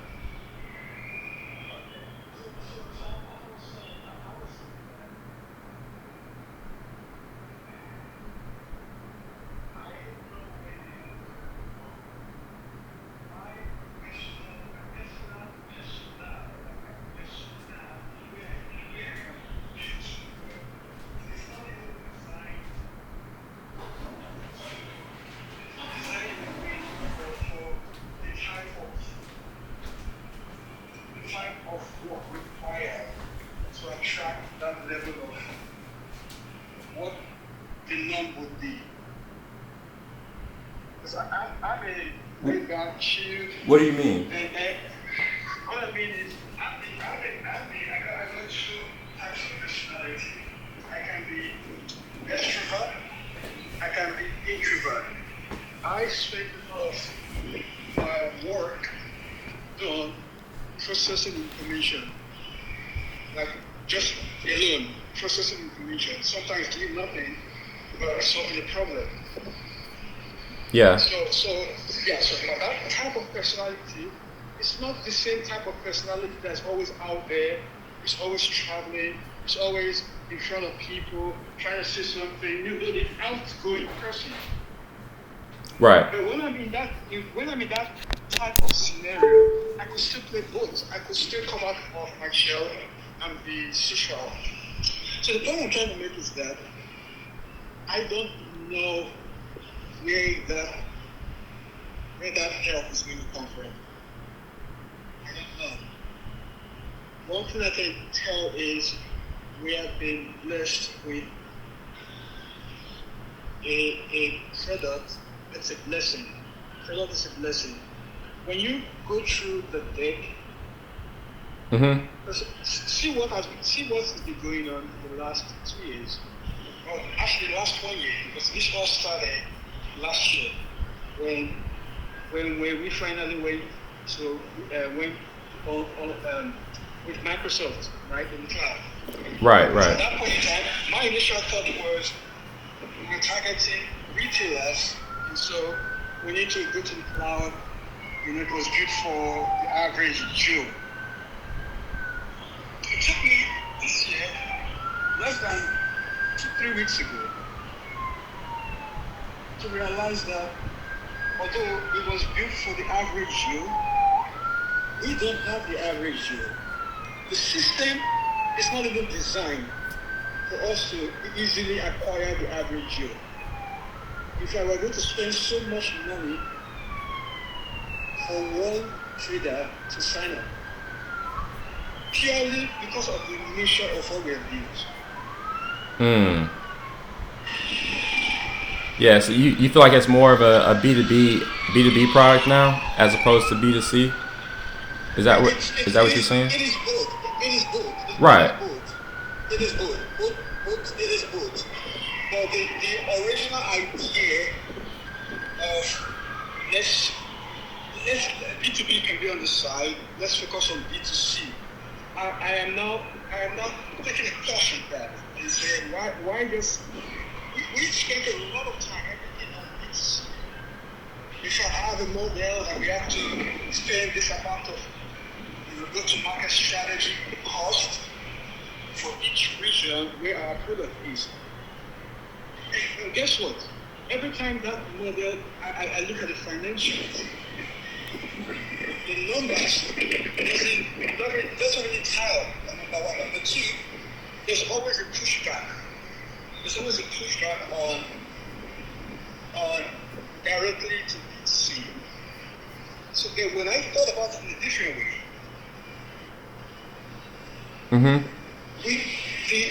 I've always mentioned TradingView as a product where they're doing so well, but I look at the product and I'm like, why is this thing doing so well where we still have 90% of traders losing globally at an average consistently, and we only have 1% of day traders that are successful, actually less than that. So it beats my imagination why that was happening. And okay, why don't we rather approach those people we thought are our competitors and see them as our partners, actually our customers? Right. Because they already have underlying people who we are trying to solve. But now we don't have to go chase those people directly. We have to chase them directly with our main customers. And that has changed a lot in my mind. Once we start looking at the numbers deep down, I started saying, oh my God, this is $1 trillion business. Yeah. For sure. I mean, the market is huge. Yeah. Because you're going after global market. You're going after the global market. No, I was actually just talking about platforms that are popular used in the US. Some of them have presence globally, like TradingView has presence globally. But all these platforms are pushing one average of 1 in 3 traders will know or use them in the US. Oh wow. Yeah. Yeah, that's huge. Okay. Yep. Look at the deck. I can see it. And when you have some time, look at the deck. You see what I'm saying. So the idea of us just joking. No, we're not joking anymore. People saw us like this is like a joke. No, there's no way you can achieve that. No, we've moved past that. And we've constantly done the deep research. And we are so blessed into this world where a research that would have taken 6 months, 3 months can be done in 5 minutes. Exactly, yep. The world has changed. Yep. It's a prompt. I just type a prompt, please help me. And I will mention, this is what is interesting. Mm-hmm. The prompt, when you use deep research of ChatGPT, deep research is not tied to your account. So it's always, it's like a Google. It doesn't know who you are. So try it. When you're on ChatGPT, click on the deep research tools. Click on tools and click on deep research. Mm-hmm. You will notice that when you are prompting, deep research doesn't know you anymore. It doesn't know who you are. So when I'm prompting, I will say, give me competitors, give me the number of users for JP Morgan, and see how trending neurons can partner with JP Morgan, for instance. That's a research. When it does the research, it will actually come up with strategies and it actually identifies where we can really partner with JP Morgan. And it identifies a consistent problem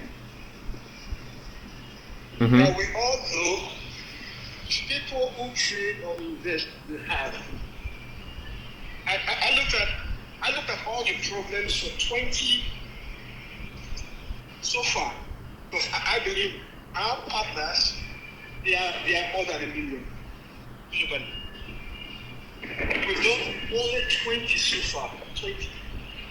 Wow. 20 JP Morgan, Fidelity, Benzinga, Charles Schwab, TradingView, Robinhood, Webull, Sophie, Drive Health, Apex, Finvix, and the list goes on. 20 of them.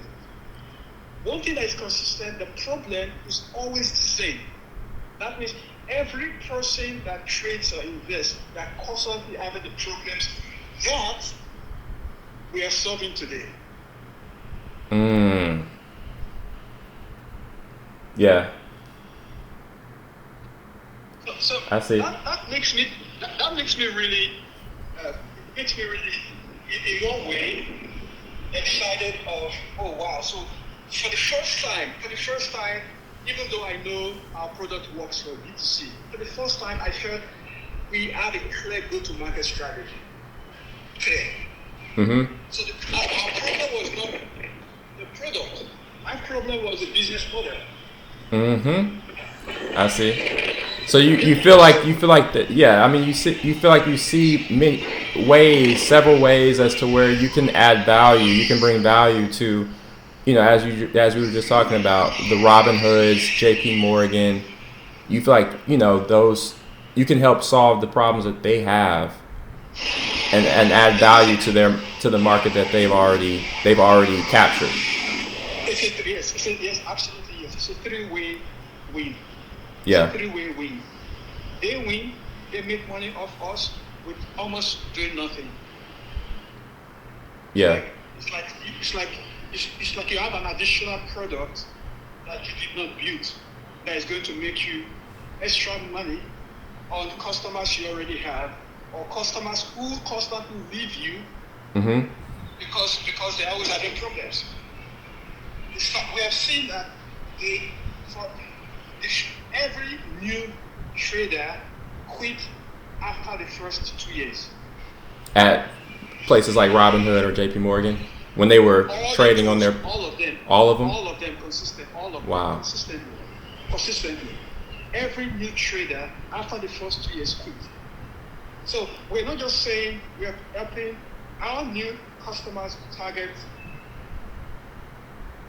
their current user base. We're also saying we're also going to help them increase their user base, and we're also going to help them reduce churn. So they have multiple ways of us giving them value. Yeah. Yep. Finviz, while we will make a $7 billion from them in 5 years at a 1% conversion rate, 1%. At a 1% conversion rate, we make a $7 billion from them. They make a $4 billion from us. But they could also give us a different business model where they will subscribe based on the number of licenses. So they can buy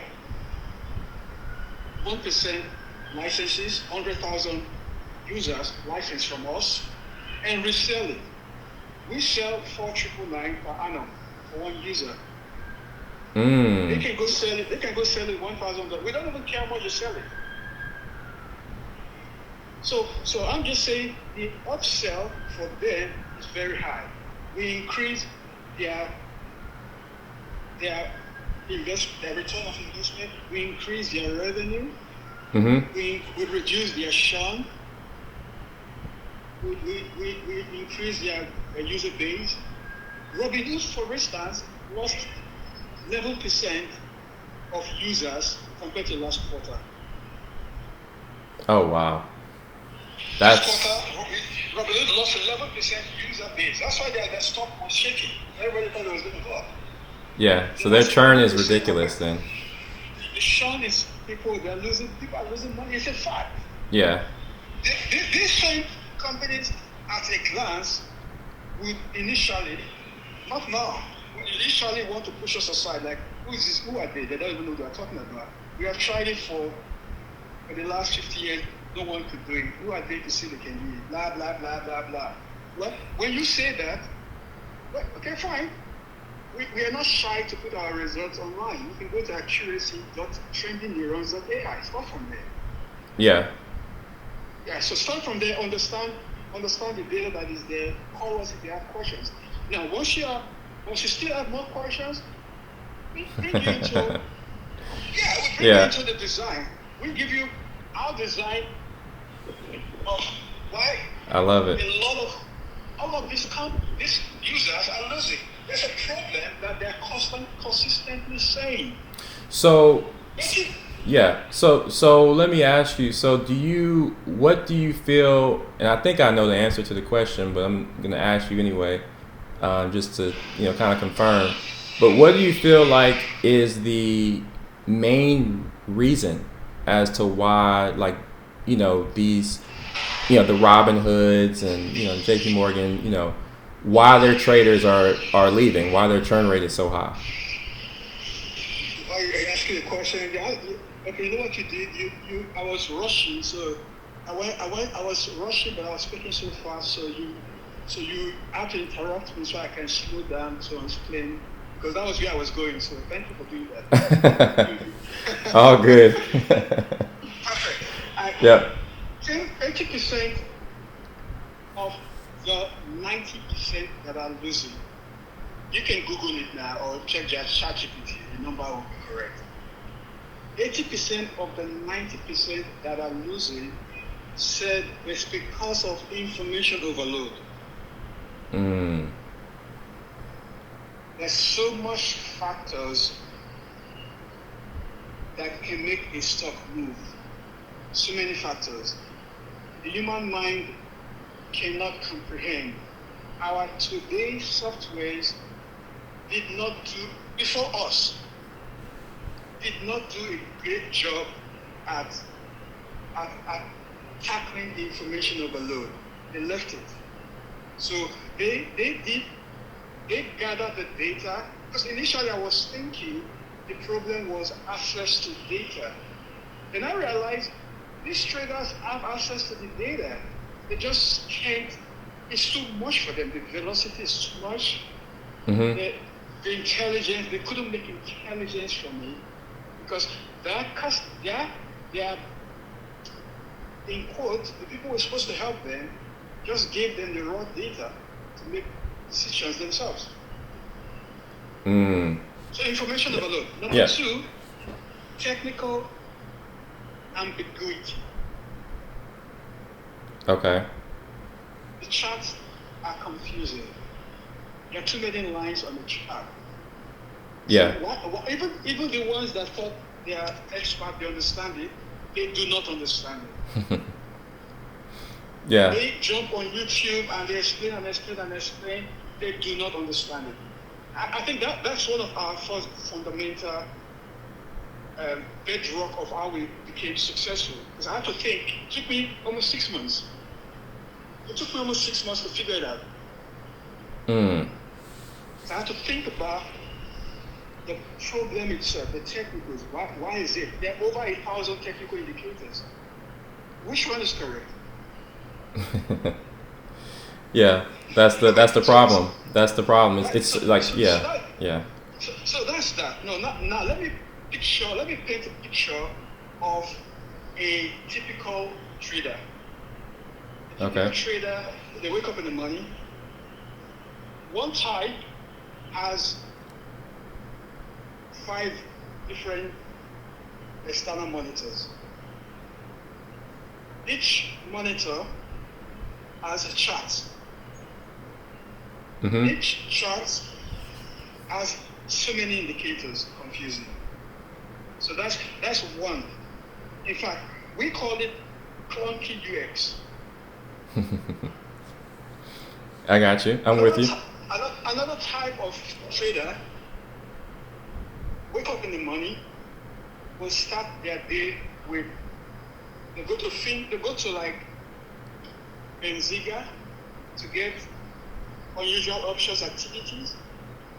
Then they go to maybe FinViz or TradingView to play with the charts. And then they go to another place for news. They go to somewhere for options. So they have so many sources just to make one decision. Yeah, it's scattered everywhere. They haven't aggregated their data sources. So that's where we win. Yeah. That's where we win. We're not just winning on solving information overload. Our information overload is we've been able to aggregate the data, and in one screen you can see 98%. I would say 99%. Why? Because every kind of data that can drive the market, you can see on login for the first time. So we went with the approach of the smart people who came up with business intelligence. Those smart people that looked at a car dashboard and was able to think about ways of improving on that concept of saying, let's build something what they call business intelligence, similar to a car gauge, and design it properly. That concept is where we started from. What is going on? So when you log in, you can miss the market. Every single stock that the 1%, think about it, the 1% are the only successful ones, especially day trading.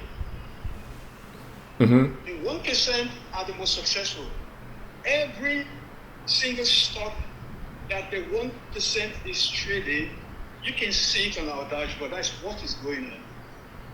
Oh wow! And then when is what we call it trend based. Again, that's another patent proprietary trademarks where we are not gauging when a trend starts and when a trend ends.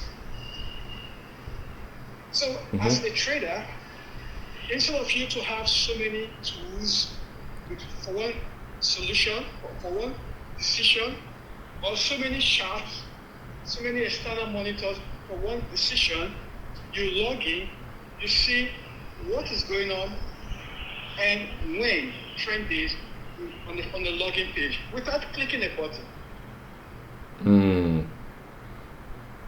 Lastly, if you want to know, in fact, let me even move beyond that. Let's talk about options traders. Options is a very interesting asset class that, because of the nature and how and the problem that exists for traders today, the losing rate is extremely high. So people run away from it. There's around 5 million traders in the US that trade options, compared to the huge user base. Now, when you log in on platform, you would see what the 1% is trading for options. And we took it to another level. Think about it. Benziga reached out to me. I was looking for this data. Benziga called me and said, let's partner with you strategically. We took Benziga's data and we created a pattern from it. So now, I'm asking them, do you want us to sell you the same data, but in a different way now? Because not the same way you gave us. Yeah. So yeah, you got So that's opening that opportunity up right there. Right. So I'm trying to say we have been blessed. And I can go on and on and on and on and on. But I'm okay to have wasted a lot of time chasing the the real problem, traders, when I should rather just focus on the people who have done a good job at Capturing that. acquiring them. Yep. Yeah, they've done a Capturing good that job. audience, that market. Innovation is not always building something from scratch. Innovation is taking something already existed and make it better. Yep. So along with that, we go meet the same people who have done a great job capturing the data. An example would be FinBiz. FinBiz, you have so much users, 10 million users, and we can see your more than actually 5% of your user base are consistently looking at your charts. But in its fairness, they lose, but they keep coming back because there's no other option for them. Why don't we help you by giving them a better design that now not just the mere what's the current price? We went way more than that to give you 10 KPIs per stock. And then once your user will be happy to pay you, because we are going to embed our platform on your platform. We just need to split the revenue, 60-40, that's it. Right. Would you trust us? Well, we have seen that, first of all, the average accuracy is 93.0.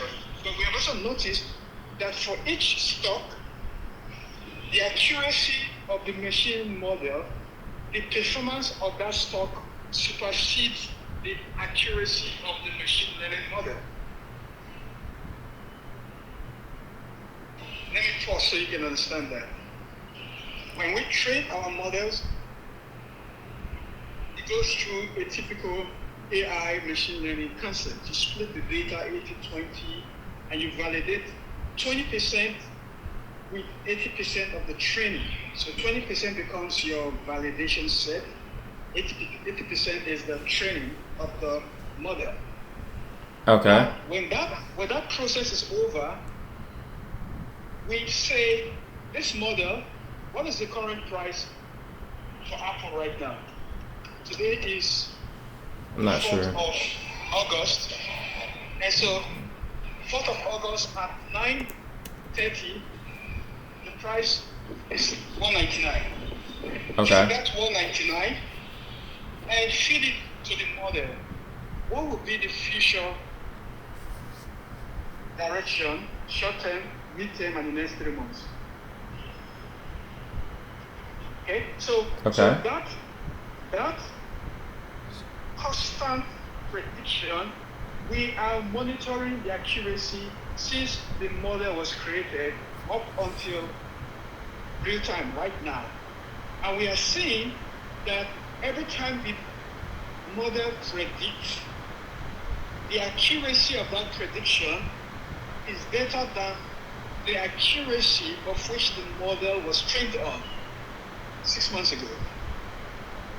So why would FinViz, TradingView, Schwab, JP Morgan, why would they not?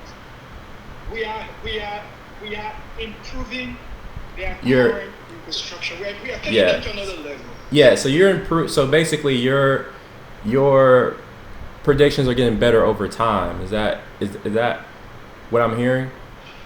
There are two things here. You train a model. When you train a model, that training has an accuracy. You're not predicted yet. Okay. You want to train.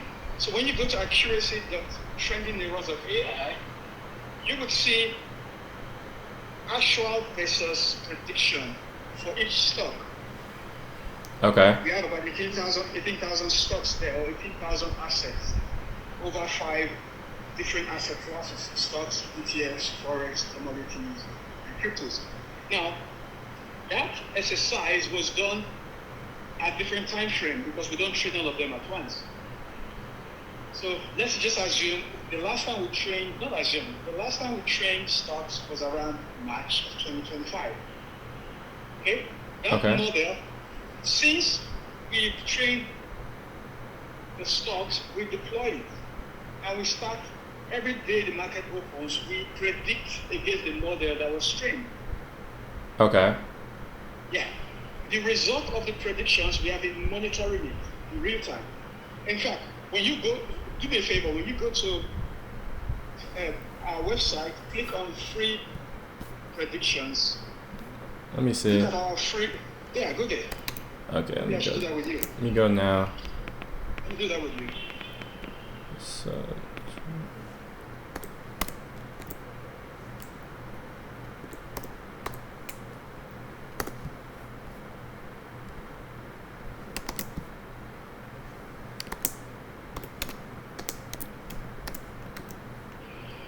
train neurons dots. AI And then you click on training neural AI, then free predictions, and then free stocks. Okay, free predictions, free stocks. Yep. Okay. So you see a lot of what is going on, right? Everything you see is what is going on as at that time on US market. The US market, I should have a meeting. Oh God, I have a meeting. Oh boy. Oh, you have a meeting now? What's it continuing with John Abba? I think we may have missed. Oh shit. Hold on, bro. Let me call somebody now. Then I'll call you back if I don't have that meeting. Okay. All right. Yeah, I'll call you back now. Okay. All right, bro. Peace. All right. So, oh my bad. He was gonna show me something on the free stock predictions. I like everything I'm hearing. Everything that Victor is telling me. I like what I'm hearing. I really do. I think he's gonna continue to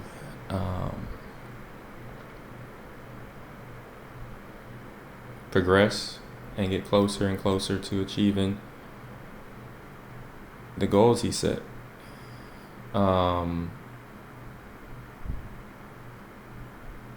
So yeah, I know he's trying to raise capital. I'll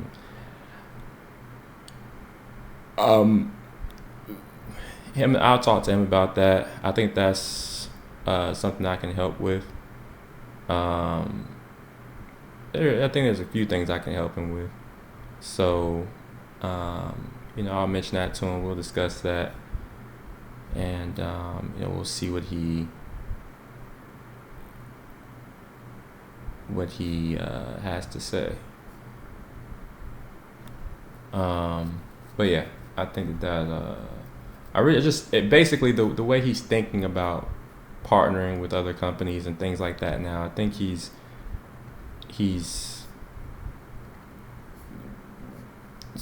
it's almost like he's thinking outside the box now. I love it. He's thinking outside the box.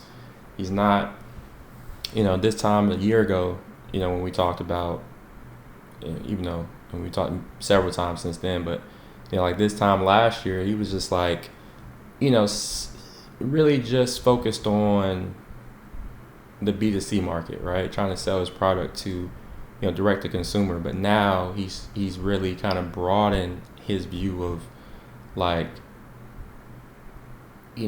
how to generate revenue and how to form partnerships with these larger, companies that have already captured, the market. And I think that that's going to, to bode well for him and, anyone who is supportive of the company. So,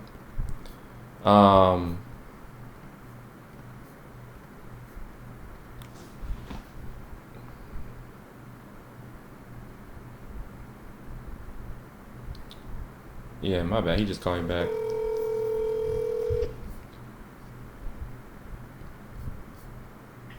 Bro, I would love to jump on a call. If you don't mind, let me call you in an hour to 2 hours later, please. Okay. All right, no worries, bro. Yeah.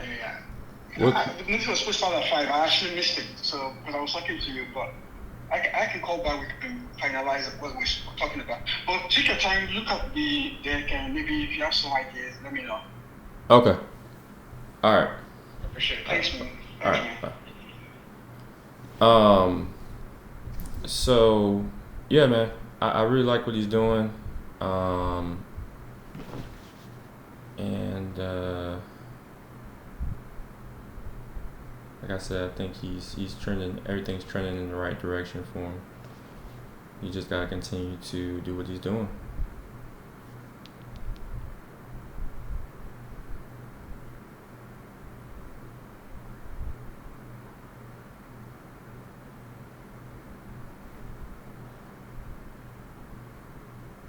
But as I said before, or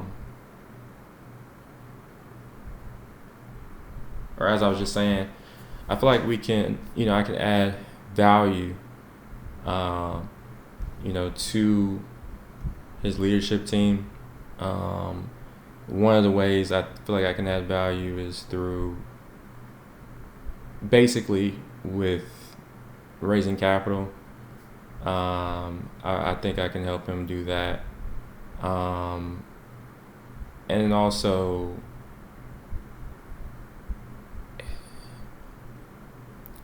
partnerships, right? Helping the company form partnerships with these other companies and start generating, revenue that way.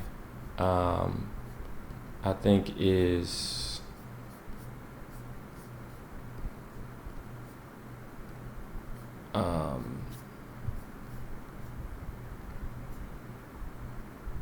another way I can add value, because as far as I can see, that's a role that he's looking for. But I know a couple of VCs. Simple as that. I know a couple of VCs, and I know, based on like some of the things I've learned in the past, right? Some of the things the lessons I've learned in the past when it comes to raising capital. I learned some hard lessons, right? I had to learn the hard way what to do, what not to do, mainly what not to do. And I feel like this time around, right? I feel a lot better. I feel like I'm a lot smarter when it comes to knowing what steps to take to raise capital. So that's why I know I can add value there and helping them raise capital. And then, like I said, forming partnerships. All you gotta do, or not all you gotta do. I don't want to like try to simplify, make it seem like it's just easy. But when you can communicate in dollar bills, right? When you can communicate in dollars to the CEO or CFO, COO of X company, right? How training neurons can help them save money or make more money, then their ears perk up, right? Their eyes widen and their ears perk up, because it's like, that's what business is about, right? So I feel like I can help in that way too.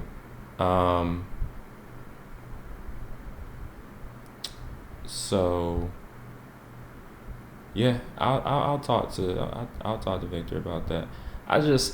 The only reason I just have been trying not to try to do everything, bro. I got the things I'm trying to do,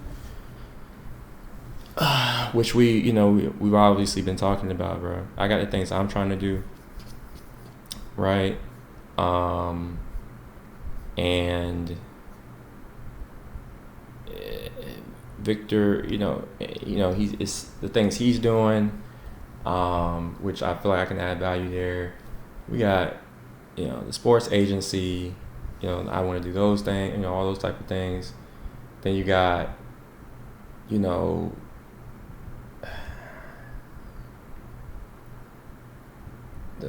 kind of like social media stuff I want to do. It's a lot, bro. It really is. It really is. So, something's got to give, man. Something's got to give. We got to get like, I don't even know how to. Something's got to give, like I said, man. Everything that I'm trying to do, I feel like all these things have a lot of potential. They all have a purpose for what I'm trying to do and where I'm trying to go. When it comes to Levate, I mean, let's step through it. I'll step through it with y'all. Like, I'll step through it on my stream. I think, with Levate, the goal there at a high level, man, is the goal with Levate is I'm trying to generate, an income that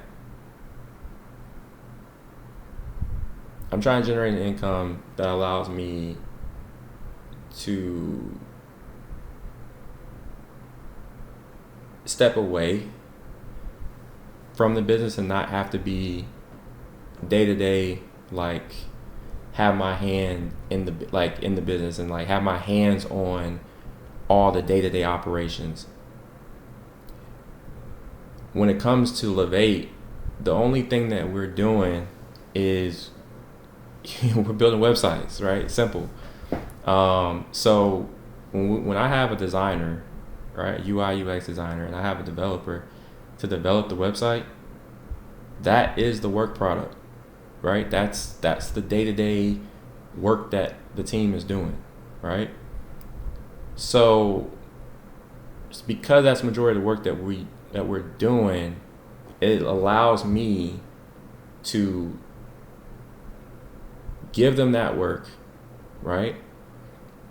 Say, hey, designer, this is what this is why we have that's the other reason why we have the onboarding workflow. So I'm gonna walk through it.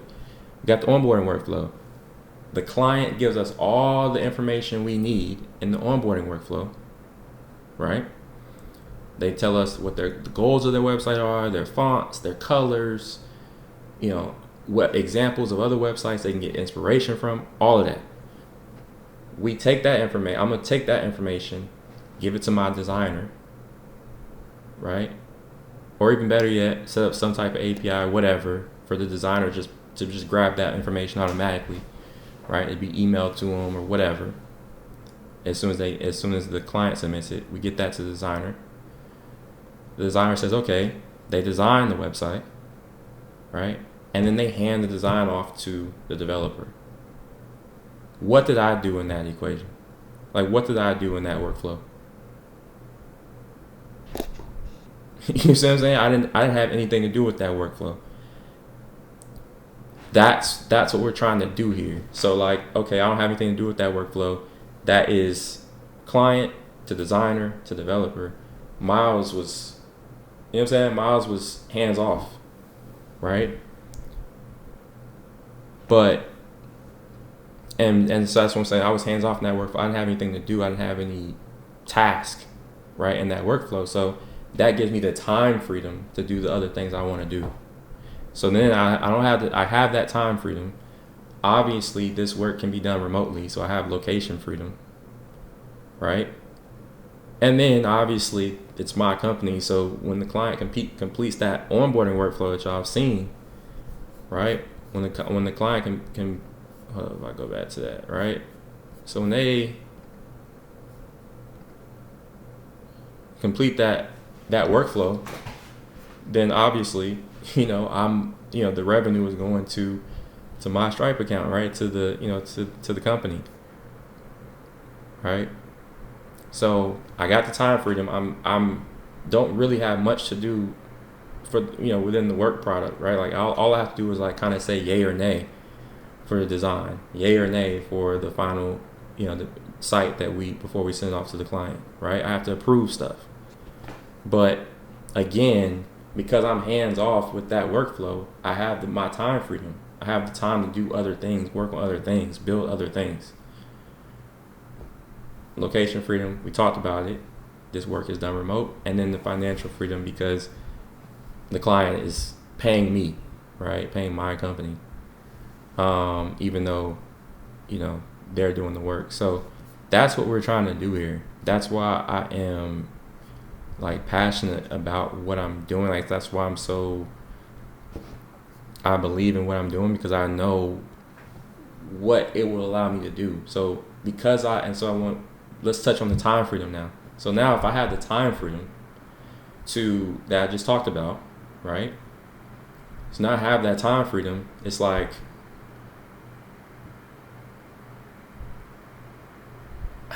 I have the time freedom to do the other things that I just talked about. So now I can go to that 5-star recruit's game, right? Or his tournament, right? That 5-star high school recruits tournament in LA, right? I have the time to do that, right? As a sports agent, I have the time to do that now.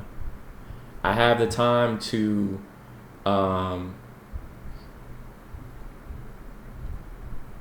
try to help, for instance, right? If we decide, if we partner with Victor on his company, right now I have the time to meet with VCs, right? Meet with angel investors and whoever, or meet with, executives at, different financial companies to try to generate revenue or raise capital for Trending Neurons. I have the time to go do those things, right? I have the time to invest in another business. I have the time and the money to invest in another business.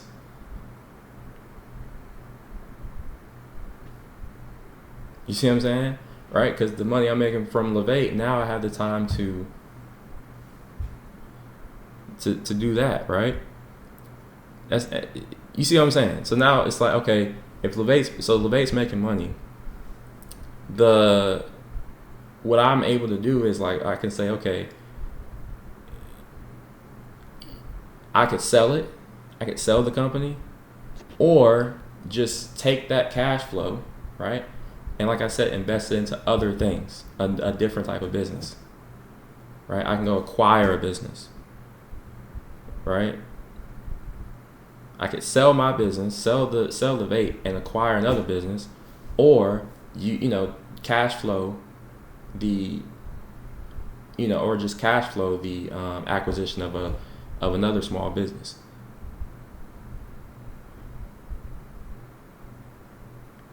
And then hire one of my contractors I'm already working with, or a different contractor overseas for super cheap to run the business I just acquired.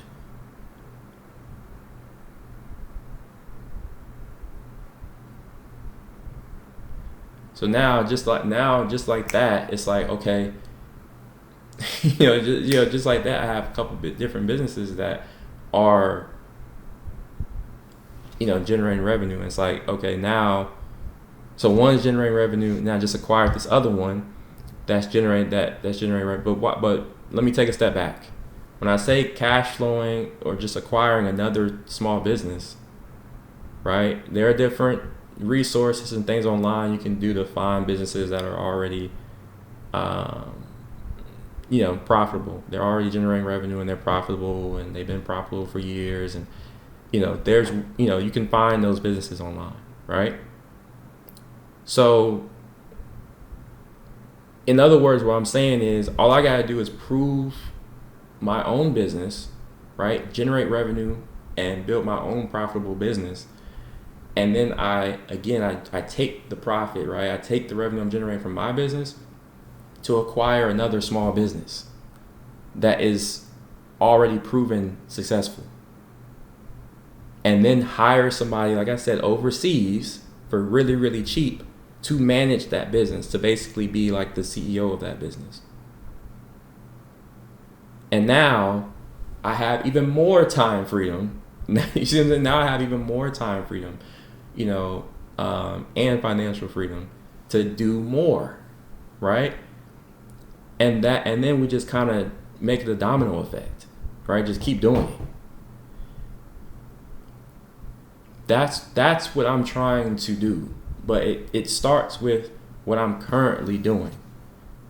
And that's why I get so frustrated, because it's just like, the shit that I'm doing is not going the way I thought it was gonna go. So it's like I need something to click and start going the way I feel like it should go, so that we can make things happen. But you get what I mean. I hope that made sense, what I'm saying. Because it's, it's basically, the plan I've set, right? You just, I build my own business, right? It becomes successful. I either sell it or use the use the profit from my business to acquire another business.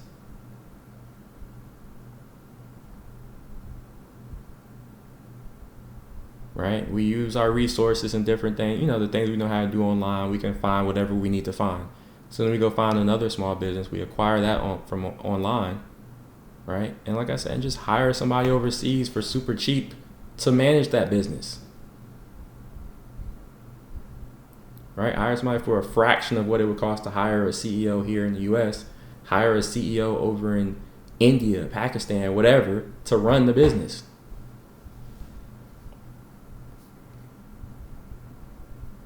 But obviously, I continue to be the owner of it, right?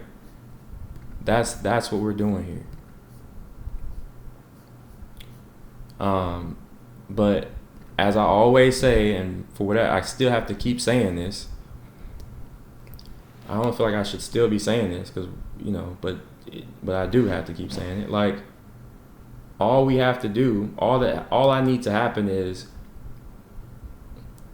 prove my business model. Prove that my business model is making money, right? Generate revenue, and show that it's profitable. That's it. That's all I have to do. And I know that I can do that with this. We just keep running into all types of different obstacles that are slowing my progress down. Keep running into just all types of different shit that's slowing my progress down. But I also know that, like, at the drop of a dime, right, everything can change. That's why I keep saying we're an email away, right? So anyway, man, that's where we are. I want to get this ad campaign up and running very, very quickly, and that's what I plan to do. So I'm thinking tomorrow. I know today's Monday. Should be by tomorrow, Wednesday at the latest. Let's get this ad campaign running. Let's generate some leads, bro. Like, damn. All we gotta do is generate leads, bro. Like,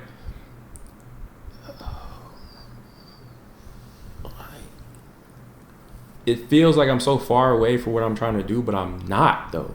Like, that's the part that pisses me off. Like, it feels like I'm so far away from doing what I'm trying to do, but I'm not. All we have to do is find something that we're like, find a marketing strategy, right?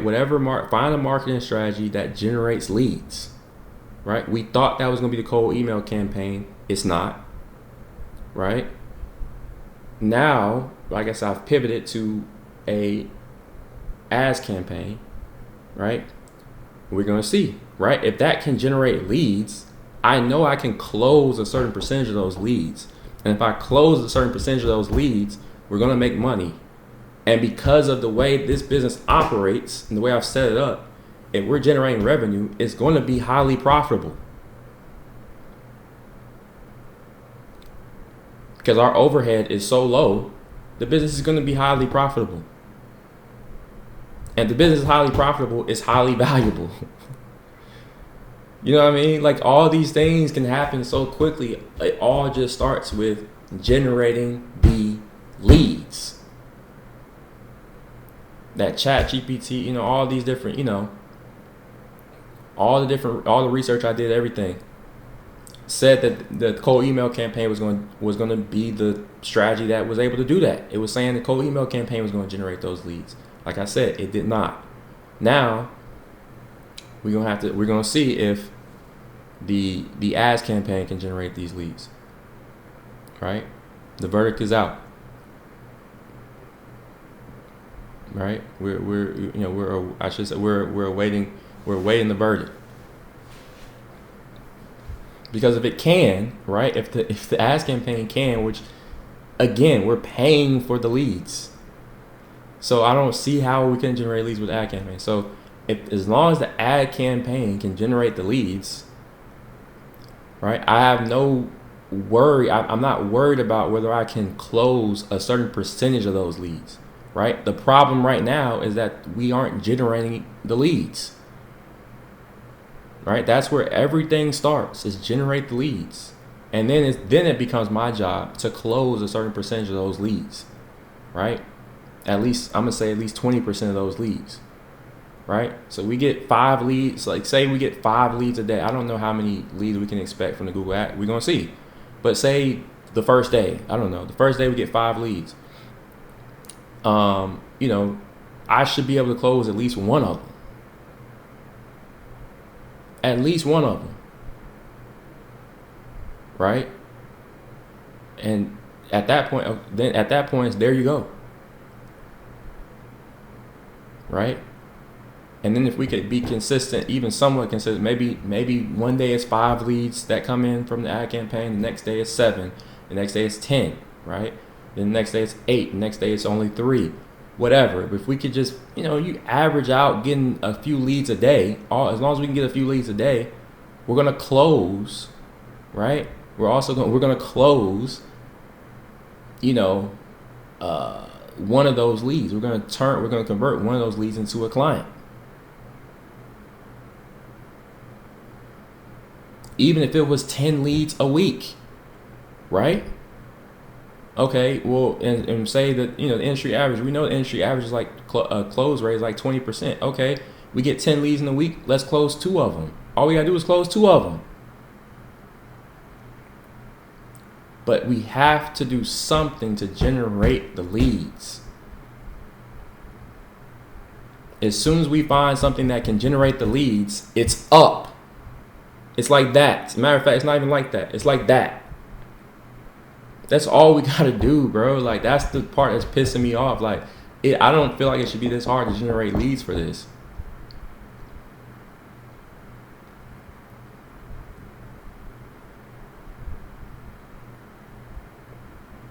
I can't really express how much confidence I have in the Google Ads campaign to at least generate some leads. We're not even trying to. That's the other thing. We're not even trying to generate a lot. We're not even trying to generate many leads. We're not even trying to generate many leads. We're just trying to generate leads. Like, you know what I'm saying? Like, we're just trying to generate some. And as long as we can do that, again, we'll close some, right? We'll close, some of those leads, and we're going to be making money.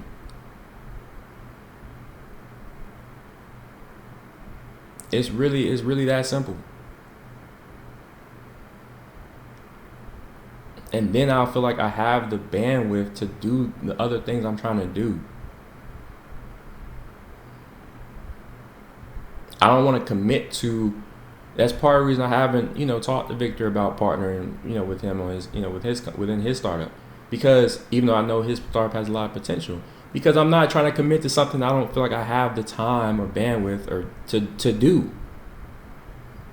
Right? But we'll, like I said, we'll talk about it. And we'll just take things from there, man. I don't know.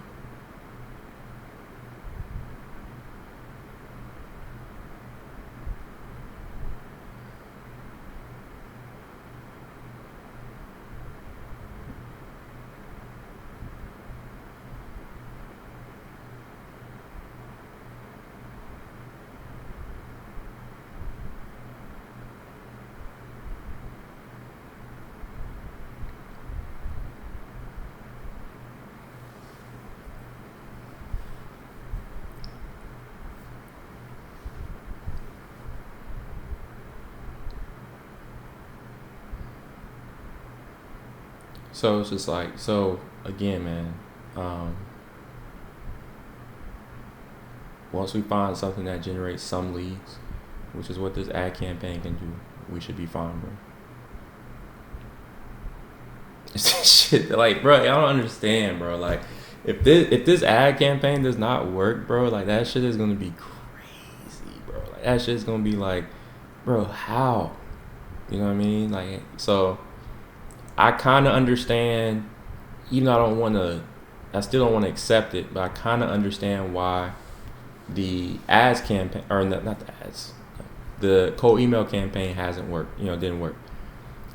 Because we're reaching out to cold prospects, right? We don't know if these people need a new website, right? The vast majority of them are presumably they're cool. They're okay with the website they have. So they're not looking for a new website, right? These leads through this Google Ads campaign are already going to be searching for, a web designer, web developer for their website, right? So they're already looking to build a new website. So they're already high intent leads. That's why I don't see how, like, this should be a win. This should be a win, and we're gonna see we're gonna see really, really soon. We're gonna see really, really soon. And I talked to one of my friends. I say it all the time. I talked to her. She's told me she told me about the or basically just letting me know that when we start this campaign, we should start seeing results in a couple of days, within like 20, within a day or two. So it's like, so that's why I continue to like emphasize that, like, this isn't this isn't a week out. It's not much less a month out. No, we're gonna find out real quick, like, how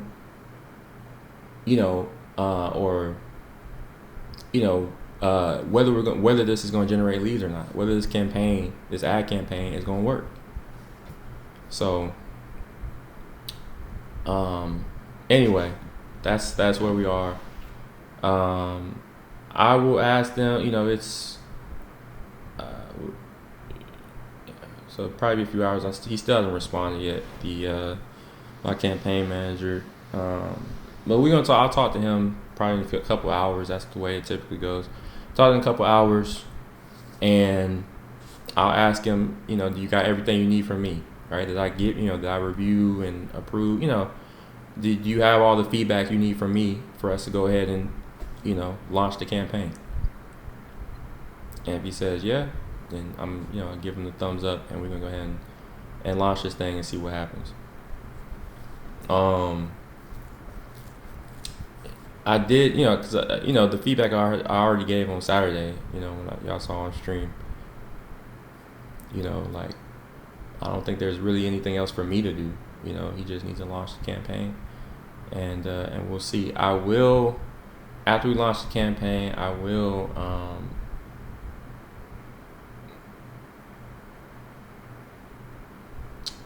well, I don't know. I was gonna say I will let.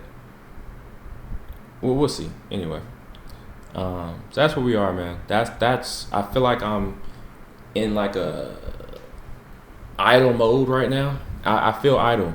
I feel like I'm not doing shit. But the reason I feel like that is because we aren't generating lead, or so far we aren't generating leads because the cold email campaign didn't generate any leads. Right, one lead. Right, so that's why. That's why I feel like I'm not, why I feel like I'm idle, right? But this ad campaign, it better generate some leads, with the money that that I'm investing into it. So that's what I expect. I expect for it to generate these leads. I do.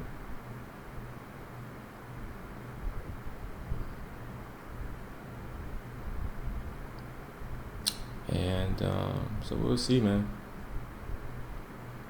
We shall see.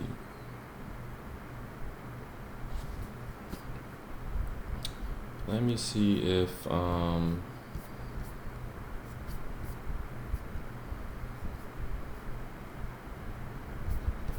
said that at 3:20. Okay, that was like a minute ago then.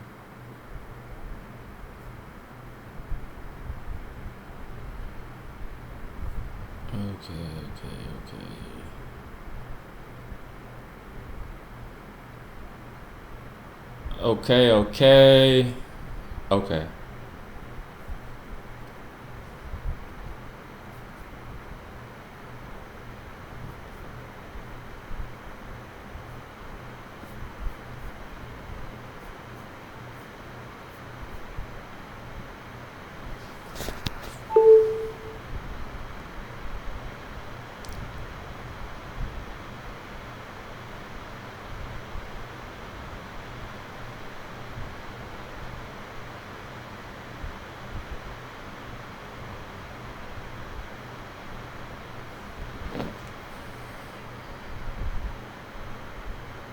And we got other stuff, in the works too. Like I told you, I've already talked about 4 or 5 different, businesses we got going on right now. And so, but one of them, like, so we got with one of them, we have a deal on the table that should close, either sometime this year or at the end of this year. Either at the end of the year or before, right? Like sometime between now and the end of the year, right? We have a deal on the table that should close. It's that one deal, replaces my old 9 to 5 income. That one deal replaces my old 9 to 5 income, right? So that's outside of all the other things I'm trying to do. Like with this, that deal doesn't have anything to do with what I was just talking about with my web agency, right? So that's what we're doing here, and I'm excited about that deal. I'm almost 100% sure it's gonna go through because there's a trust factor there. I've already worked with this client before, and delivered what we were supposed to deliver. Right, it was a successful partnership. So that's why and the last time I talked to him, he was basically saying he is definitely going to do it. And so if I'm taking it for face value, I'm taking it for his word. That then it's going to get done. You know what I mean? So I'm excited about that. But there's so much other stuff that I got to do. That's why I don't really talk about that too much, or why I can't really focus on that too much, because it's like, even though I know it'll go through, like I have a million other things to do, is my point. So I can't just focus on that too much. But yeah, man. So again, as far as this agency, this web agency, this ad campaign, man, we gotta make something shake. We gotta make sure that we gotta generate these leads through this campaign. As long as we can do that, bro, that's the key, man. We just need people to request. We need people to fill out this form right here, right? We need people to go to our website, click here, and fill out this form. That's what we need to happen. Hit submit. That's a lead for us, right? We need if that could happen a couple times a day, or even better, several times a week or some shit like that. Like a couple times a day, I'm gonna say, obviously that'd be 14 times a week. Or if it was one time a day, right? We could just get, 1 lead a day, right? 7 leads in a week, right? That type of thing, bro. We're gonna take off. We're gonna take off, right? That's all we need. And I said they gotta click, click here. They may not have to click there. We may just take them directly to this page, right? And they hit that submit button. That's a lead, right? And anybody who's doing that is obviously interested in building a new website, right? So, and your boy should be able to close about 20%, 1 in every 5 of those leads or more. And as long as we're doing that, again, the revenue is gonna be there, and because of our low overhead, the profitability will be there. Will be highly profitable. So that's what this is about. That's what we're doing here. That's what I'm excited about. That's what I get frustrated when shit doesn't go my way, because so much work went into this. Even just getting to the point where we are now, right? So much work went into all of this. So, this, right? This whole campaign and the website and like all this stuff. So something's got to give. We got to win. We got to win. Other than that, man, I don't have too much else for today. My guy here, he wants me to submit it in order for a new logo. This isn't really priority. That's not really priority. I don't need it that bad. But this is a little bit more priority. So let me see something. Let me see if it's working on here. Yeah, it is.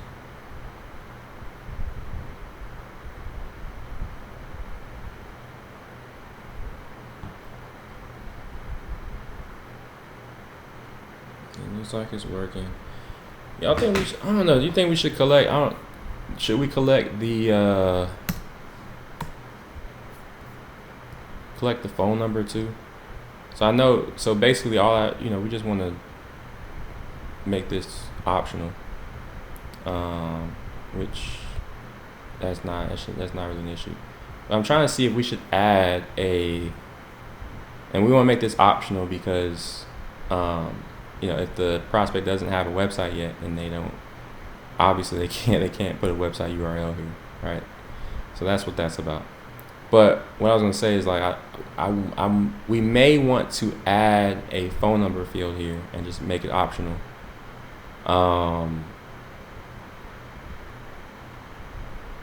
Yeah.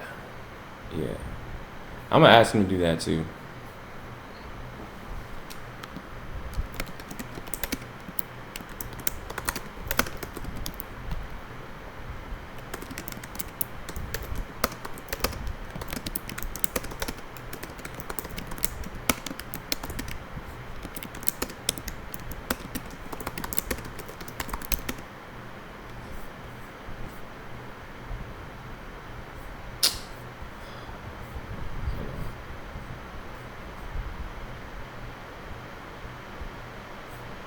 Okay, we're lagging, of course.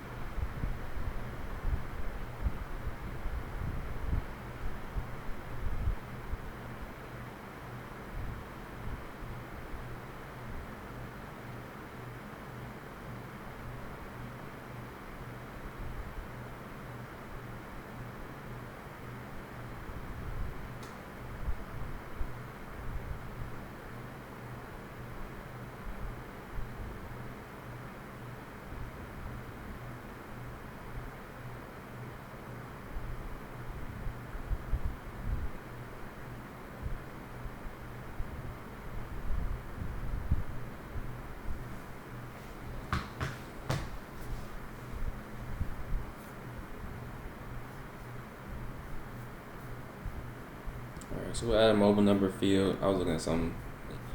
Every time, your boy gets distracted with little, stuff going on social media, whatever. So, and YouTube. It's a habit. It's a bad habit. But, so we're going to add a mobile number field to that form too, right? Same form that we were just on. And this form right here.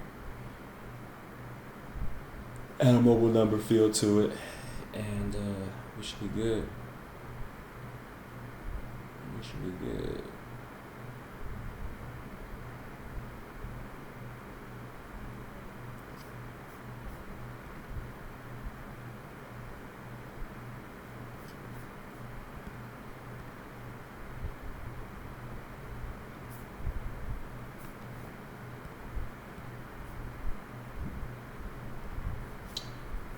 But yeah, I think that's it for trying to share my screen today. I don't think I have much else to show.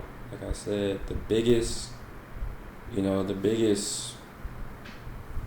thing that we have to do now, right? The biggest project is just launching the ad campaign. And that's more of what my campaign manager is going to do. So until that gets launched, not too much to report or whatever.